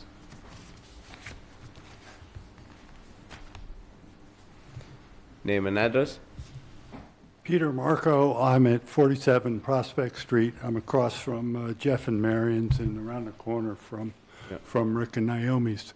I think it's unfortunate that the drawing is showing where the real shed is. The other structure was really not a shed, so, but I think the bottom line is that this plan is moving both of these structures further off the property line, Correct. and that's the big issue that Marion and Jeff, you know, are concerned about. So I think the final design is beneficial to everybody. And so, You're absolutely right. It's making it better for everybody. yeah, so I just want to support fully the plan, and I think it's unfortunate that it has to be continued just because of one little technicality, but I just wanted to support the plan, and I think it's good for the whole neighborhood. All right, thank you. Thank you for your comment. Anyone else? I hear none. When you want to come back? On the 25th? Where are we now? 11th? 11th, that'd be 2 weeks, yeah. I think we can get that done in 2 Can we weeks. get a motion to 25th? So moved. We have a motion to move 26-9, 41 Bay Street till, Continue. to continue it till March 25, 2026. Do I have a second? Second. Second by Troy. All in favor, say aye. Donna? Aye. Troy? Aye. Jimmy? Aye. Chris? Aye. Richard? Aye. And myself, aye. Just please, tell them don't do this again. Yeah, we will be back with. Thank you. Perhaps multiple plans. Existing and proposing. We want I to see think- different colors, different shades. Yeah, I think there will be 3 plans. Why? One existing as it exists, two as it will exist Proposed. after phase 1, and What, you confuse us. No, there's no phase 1 and 2. What do you acquire, how many, you're gonna acquire 1 permit? Or how many permits you acquiring? well, we only need a permit for the ADU. So what's phase 1? Just moving that shed? Phase 1 is renovation of the existing structure, Existing house? existing house. That has nothing to do with us. Because you're not changing the outside, right? To make the numbers work, and, lot coverage and that sort of thing. So it's all lot coverage, I guess, and Are you FAR. expanding the original house? Yes, Okay, so you need to put it on the plan. and it is on a plan. Okay. It's just not on this plan. So, Why don't you, listen, why don't you come up with one plan to do everything, and you could take your time phasing it, so there's no confusion, Okay? all right? One plan. I think that's already been done, and we had to separate it into 2. No, don't separate it. One plan that Okay. covers everything. You You had pull, one you and pull you- permits as you go. you had one and Paul asked you to put it onto 2. Correct. Okay. Or accurate, I should say. Yeah, I get it. So you might have to decide who you're talking to when you bring which plan. But we're gonna approve. How much time in between the house, the remodeling, and the ADU it's gonna be? Years, month? No, almost Simultaneous? almost Just simultaneous. Just get a plan for the whole thing, please. Thank you. Have a Okay, good thank you night. all. Do we need to maybe have a stop by Paul's office and just chat with him, just to For the heck of it, help yes. make, yeah. Just You go can- back to Paul and talk to him. Just get, Yeah, continued to the 25th. Thank you. Thank you. all right, 26-10, 50 Shangri-La Boulevard.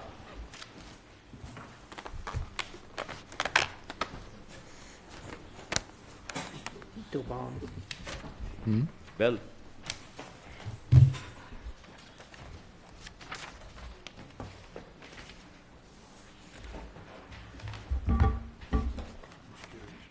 Good evening again. Thank you. Chairman and board, how are you? Ben, thank you. Ben, Lockwood. Can you come one sec? Yeah. Ben, believe me, this thing gets signed and it's not existent.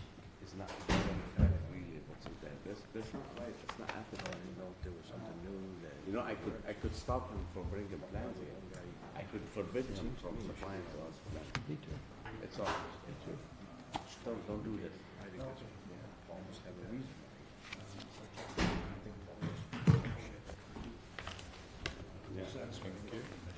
Right. One plan for everything. Okay, thank you. Yeah, I get it. I get it.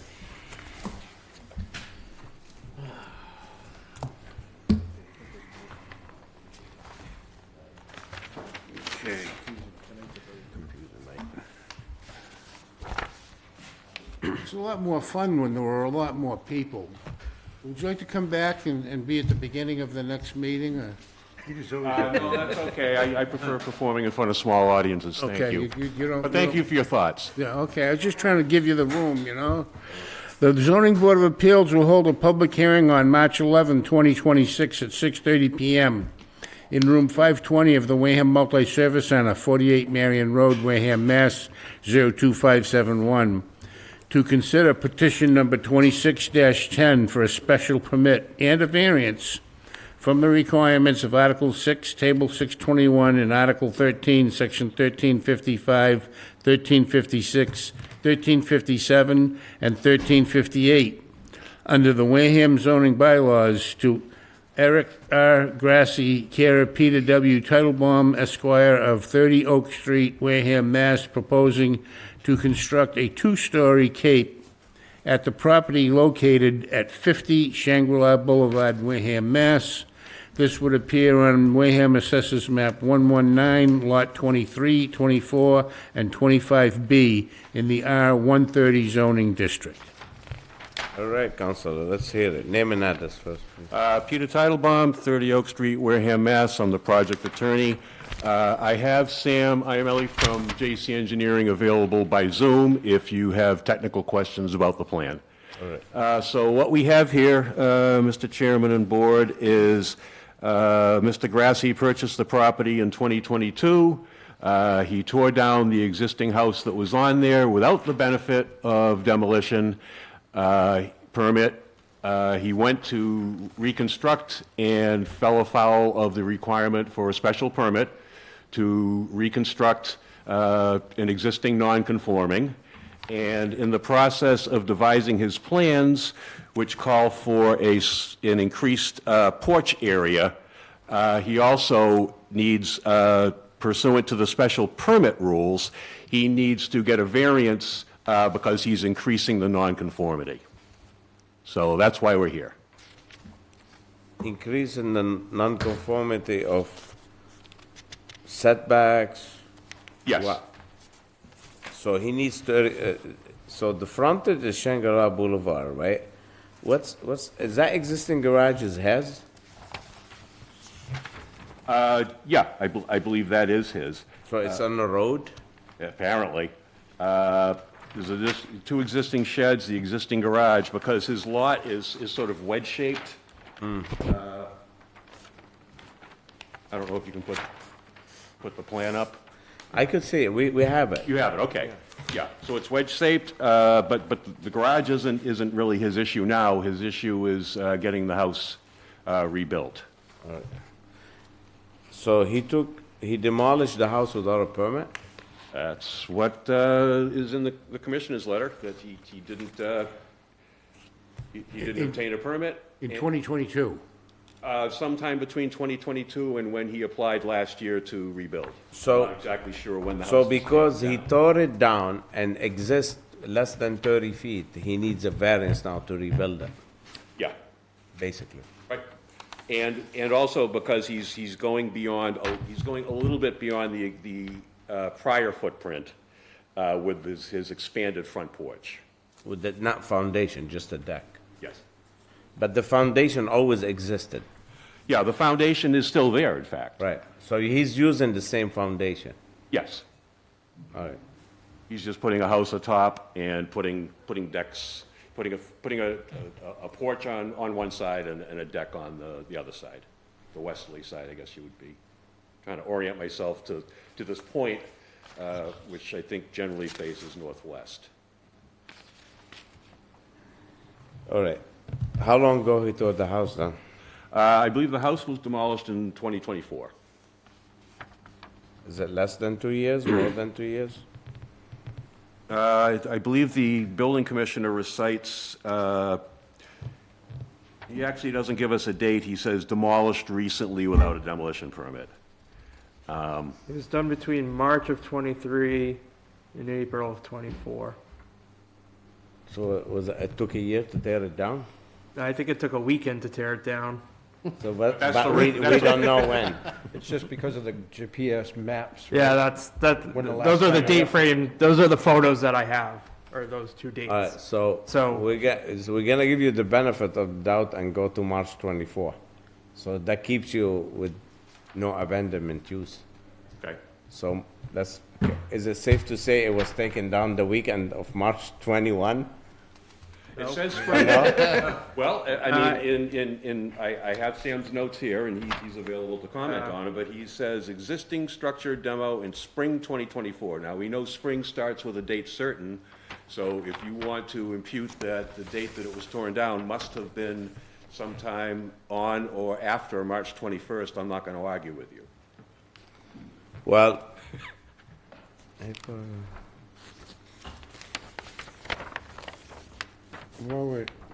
the commissioner is not mentioning this. Apparently, he's okay with this. He's only concerned about the 30 feet. Yeah. So we're gonna start with Connor. What do you think, Connor? I think based on the commissioner's letter, and if the house is going to be built on the existing foundation, then it wouldn't be detrimental to the neighborhood, and it also wouldn't infringe on any of the setbacks or anything like this. I think we're just talking about the deck, correct? Yeah, the new house that's going to go up is going to be on the existing foundation. That's what the walls of the house are going to Yes, be. I They're just understand gonna that. go up like that, 2 stories. If you look at the plans, it's the deck to the left that has a setback issue. He's got, I'm looking at the plans, and there, it says 11.7, there's another measurement that's 13. So he's well within the 30 feet there, because he runs into the shoreline. On the other side, we've moved from the original plans that were submitted to the building commissioner. That was a 20.8 foot from the corner that would be in the setback. We've moved it so it's actually kind of de minimis now. It's 28 and a half. So we've come south, if you will, along the right-hand side of the house. So we've improved the intrusion, but it still exists by 1.5 feet on that side. So we would need the setback relief both sides. Right, because 1357, like he cites it, any proposed change that adds a nonconformity will require a variance, which you are with the deck. But under 1355 and 1356, because it's the existing non-conforming, the house itself, we could treat it as a special permit if we don't think so that substantially detrimental to the neighborhood, which it's not. But the deck will definitely need a variance. All right. On that deck, what do you think? Just a quick, how you describe the hardship on that? Why should we give a variance for that deck? You're referring to the deck off to the left, correct? Because you need the setback, yeah. Yeah, well, I mean, Is it the topo, the shape? well, it's the topography, and it's where the existing house is located. Obviously, when it was built, they didn't have a setback issue. Right. And so when the zoning was changed to the R130, which then incorporated the much more substantial setbacks, once the R130 setbacks were changed about 20 years ago, when the town went through all the zoning districts and established a different set of setbacks depending on the size of the lots, that's how he gets caught up with the hardship here. Right. Because, before the R130 was imposed, I would assume that if we had, what were the prior setbacks, 10, 20? 1020, then it went to 50, 100, then they changed it to 30, 50. It went for 50, 100 for a while in 2001 or two. This was, I would refer to all this as, they did it under the guise of aquifer for protection back in the day. Right. But I would actually call this the Makepeace non-spot zoning that went into effect. When they decided to take the R-130s and then impose the greater setbacks, and that was around 20 years ago. When they did that, when they went through all the zoning districts and said, okay, you know, if you're an R30, you're this, if you're, 60, you're this, if you're an R130, then you gotta be 100 feet back from the road. So that's when they came up with this scheme. So it was the zoning change from what was there originally that I would say creates the hardship for this gentleman. Yeah. All right, we go back to Troy. What do you think, Troy?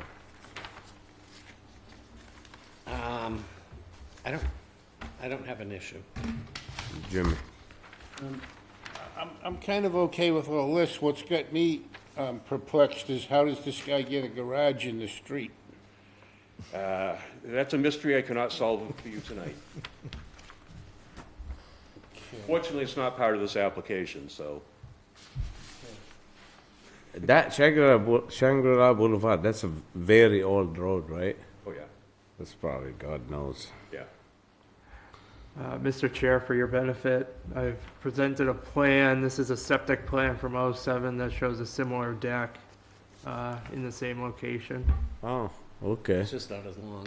Yeah, but this is a septic plan from '07. Oh. So he had a deck. So it's like pretty much, It didn't run the whole, doesn't look like it ran the whole length of the, Right. what's that, the northwest side? but you have a good argument on the hardship, so we stick with it. Okay. So Jimmy, you have a question? I think I'm okay. Chris? I think I'm okay. Richard? All set. Anyone in the public? You here for this? No, I'm only kidding. Were we supposed to stop and vote to work after 10, or does Yes. anybody care? It's 10, it's 5 or 6 past 10. Let's move another 30 minutes. So moved. So we extend the time until 10:30 by Jim. You have a second? Extending the hearing till 10:30? If you say no, we're gonna quit. Look happy about it. All right, second by Chris. All in favor, say aye. Connor? Aye. Troy? Aye. Jimmy? Aye. Chris? Aye. Rich? Aye. And Nazi, me, aye. So it's 10:30. All right, so go back to Chris. What do you say, you good? I'm good with it, yep. And Rich, you said you're good. Anyone in the public for or against this project? I hear none. Let's close. Make a motion to close. Motion to close this public hearing. Do I have a second by Jim? Second. Second by Chris. All in favor, say aye. Troy? Aye. Connor? Aye. Jimmy? Aye. Chris? Aye. Richard? Aye. And myself, aye. It's closed. All right, on, Go ahead.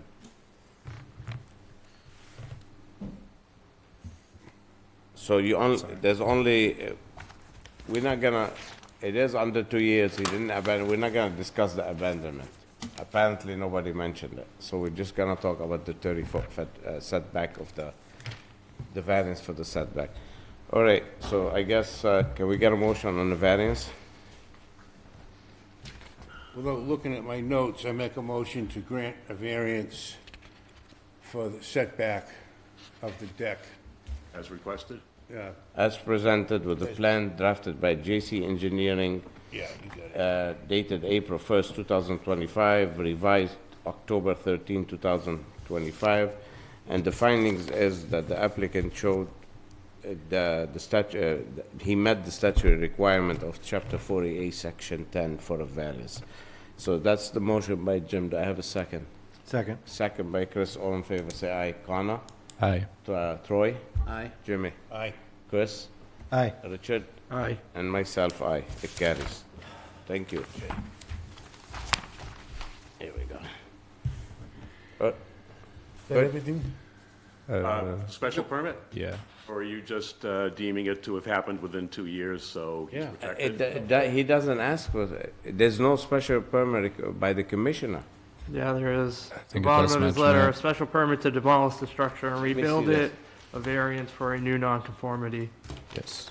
Yeah, he's got that at the end. On page 2, on the back side.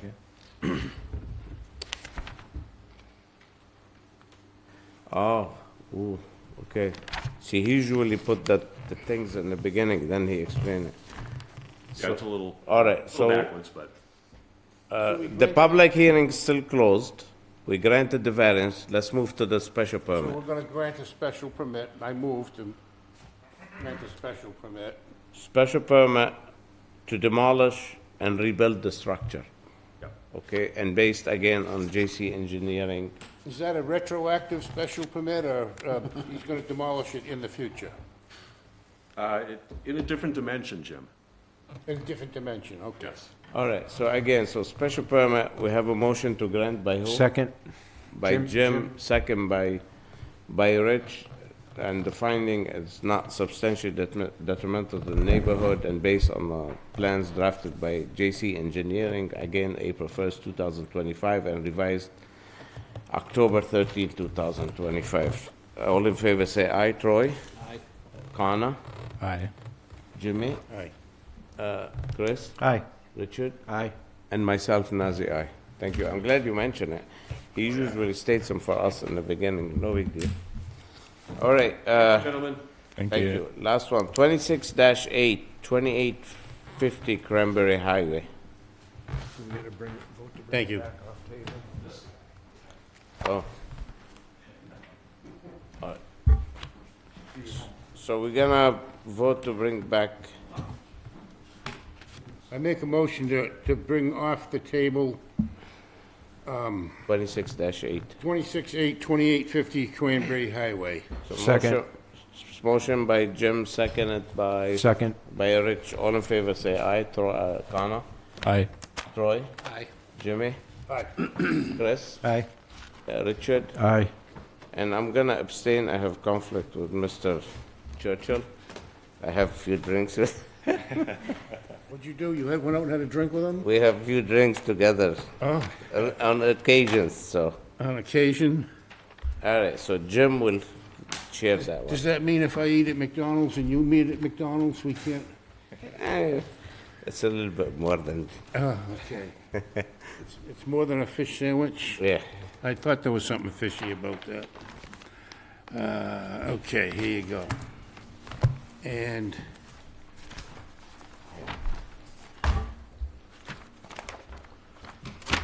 are you gonna leave the room completely? I mean, man, you're getting out of here, huh? Zoning Board of Appeals will hold a public hearing on March 11,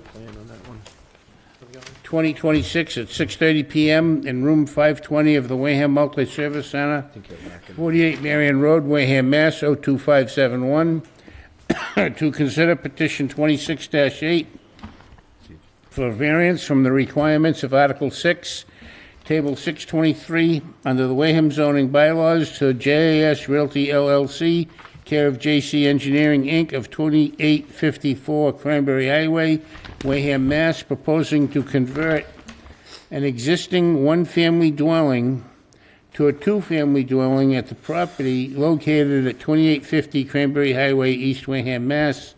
That appears on Assessors Map 129, Lot 1077 in the CS zoning district. Is this the house built right beside your office? Yes. Okay, just on a, it's like a raised ranch. And I should stop asking questions and let you present yourself. All right. Good evening for the record. John Churchill, JC Engineering. The property address is 2850 Cranberry Highway. It's across from the Elks next to JC Engineering. It's the green raised ranch. The lot's approximately 31,000 square feet, 150 feet of frontage. The lot has been configured that way. It's an existing lot in this area, in the strip zoning commercial district. The raised ranch was constructed approximately about 3 years ago, prior to the ADU regulations come into light. So it's set up as any raised ranch is, which is bedrooms up and bedrooms down, and both floors are finished currently right now.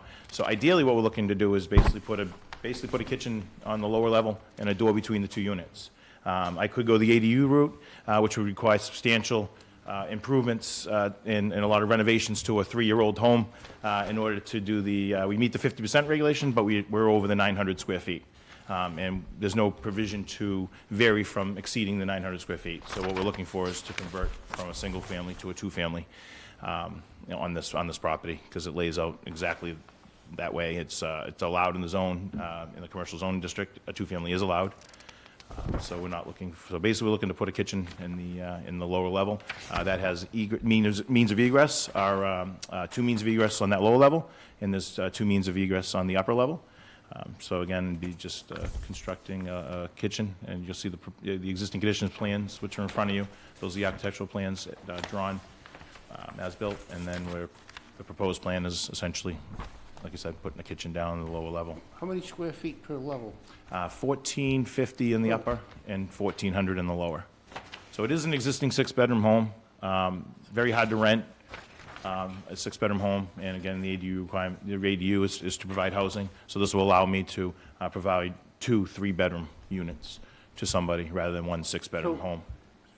I forget, 3 years ago when you were here, were you coming trying to put an office building there, and we said no, it had to be residential, or were you looking to do what was it that, I forget.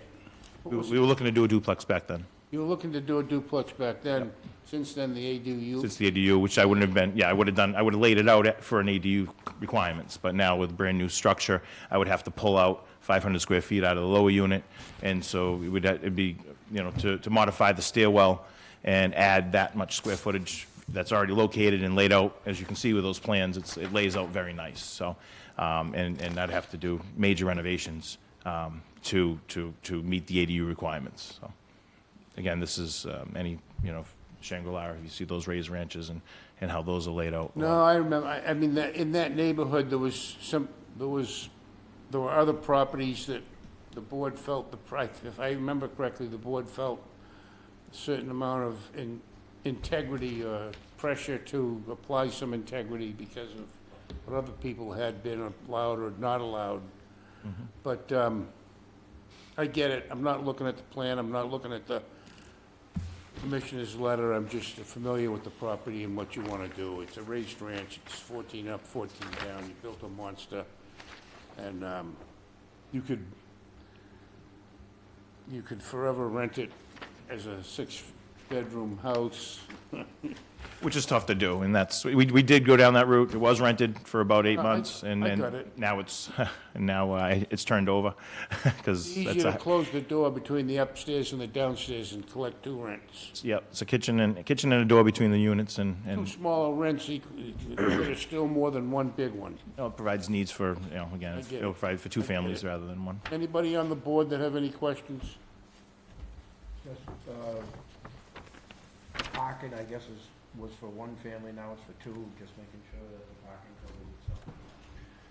How are you on parking there? It's very adequate. If you look at the site plan, I have 2 wings. If you pull in off Cranberry Highway, you'll see one it's a T. So, and then you can park straight ahead as well. So you can actually fit comfortably at least 6 vehicles in that parking spot.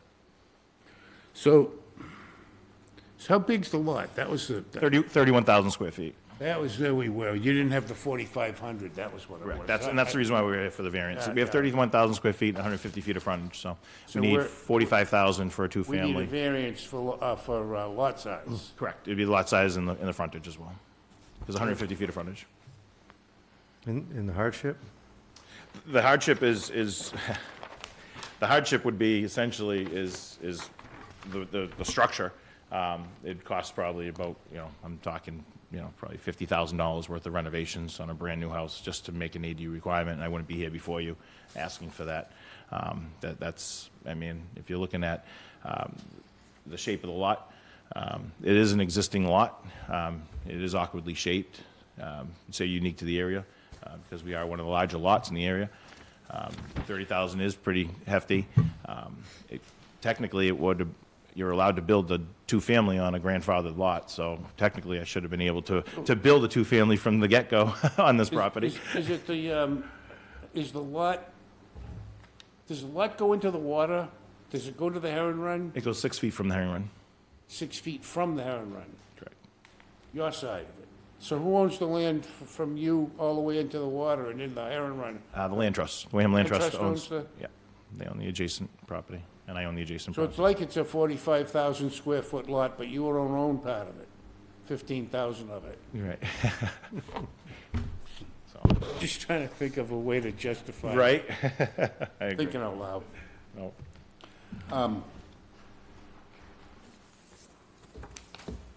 Anybody, any questions from the board? Anybody from the community here? Do we have anybody on Zoom with any questions? It's a, you're asking for a fairly generous decision by the board, but I personally think the location merits a two-family house there. And we just, for whatever reason, as a board, couldn't grant it before. 50 grand to make one of the units smaller so it comes under the ADU law seems kind of almost punitive. What do you guys think? Yeah, from my side, the first variance on the square footage, I don't see an issue with. I think that that's more than enough space for a two-family dwelling. The frontage, I also don't have an issue with. I think that Chris brings up a good point on hardship of the property. I think I'd like to hear a little bit more about that, but as far as the variances go, in terms of square footage and the frontage, I don't have any issues. I don't have any issues. Rick or Chris? Any questions, any issues? I don't have any more questions. I can, What he's asking for is. I can understand and stretch the hardship. Yeah. It's,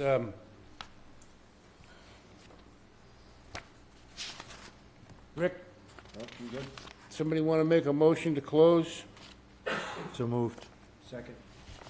Chris and Rick move in second to close the public hearing. All in favor? Aye. Aye. Down that end, aye. Aye. Myself, aye. Okay, we're closed. What's the pleasure of the board? You want to, what do we need? We need a variance for a, for lot area? Yeah, I'll make a motion to grant a variance under Article 6 for lot area and for frontage for a two-family dwelling. Meets the statute requirements of So Massachusetts. you want to do lot area and frontage in one motion? One motion. I'm good with that. And do I have a second? Second. Okay. All in favor? Connor? Aye. Troy? Aye. Myself, aye. Rick? Aye. Very willingly. Chris? Aye. You got away with it. Thank you. It's practical, that's, I guess, the more, so, thank you very much. Really Okay. appreciate you guys. It was a shaky one, but, you know, as long as I don't say it on the microphone, that doesn't end up in the record, you know? Have a good night. I think All right, Elizabeth, you ready? Elizabeth? Have a seat. You learning? You learned?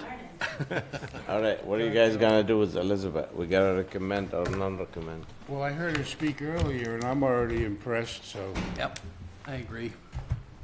Connor? Yeah, I think With it's some great. thought I behind think those words, the difference between the two times when you came up and spoke was notable. And yeah, I think the fact that you sat here until 10:30 also speaks for itself. So Thank you. thank you. Chris? I agree. I'd recommend to the select board that we would, that she'd be a good candidate for an associate. Thank you. I guess. As we go along, you want to post through before the meetings. My recommendation is to start a little ahead of time, so you get yourself educated. So if you go online, I know that they have them highlighted in blue on the agenda. Well, number one, you pull up the agenda. Number two, then you click on it, doesn't click on it, go on online permitting. Go to the building department, go all the way down, search for records, you can put the numbers in. I've been doing that all night. Okay, so. I'm very familiar. I've so- been looking up words and so referencing. You can go by those properties. Yep. I don't believe you can go on them until you become on the board, but you can stand outside on the, Yep. on the lines. But I've once you been become on the compensating board, with Street View. so once you come on the board, when they sign the piece of paper, it gives us the permission to go on their property. So until you become on the board, don't walk on their I see. property. Just once you become on the board, then you have the right. I do believe, I may be wrong, or, I think it's a safe way to play it. Yeah. To physically, so once you're on the board, when they sign the piece of paper to come to us, that gives us permission to go look on their property, to look close. okay. When you're not on the board, you can stand on the outside streets, I you just see. can't go on the property. That's the only thing Understood. that's one recommendation. Because me personally, I like to be fully educated before I get here. It's been a little tough this week, but For sure. most of the time. I've been compensating with Google Street View. But I've been sitting in the audience just trying to get a lay of the land. Even get a I paper. do, Using too. my- I do using my too. resources. I do too, but once you walk in, look, you I'm can sure look at it'll that be a map. whole it's- different- It blows the whole thing into a whole Yeah, different, and those aren't always updated maps either, so it's they do pretty good. deceiving. One somewhere. That was, I just All right, noticed. so, last name Elizabeth, I forgot. Aroni, Aroni? yes. All right, so what's your wishes, guys, for Elizabeth Aroni? I'd like to recommend, if Josh will assist us, because, you know, he's got nothing else to do. Oh, he's got a full plate now. I'll draft our letter to the select board, yes. Thank you, sir. We have a motion by Jim to recommend Elizabeth Second. Aroni to be on the board as an associate member, second by Troy. All in favor, say aye. Aye. Connor, Troy, Aye. Jimmy, Aye. Chris, Hi. Richard, No, I. and myself, Nazi. Aye. First time we have full board. And it would be, yeah, and it's not a boys' club. I'm glad to see if, you know, it shouldn't matter whether you're male or female, but I think it looks good to have both. So, I agree. Make a motion to adjourn? second. Oh, yeah. All in favor, say aye. Aye. Troy, Aye. Jimmy, Aye. Chris? Aye. Thank you. Aye. and myself, Nazi. Aye. Anybody got any?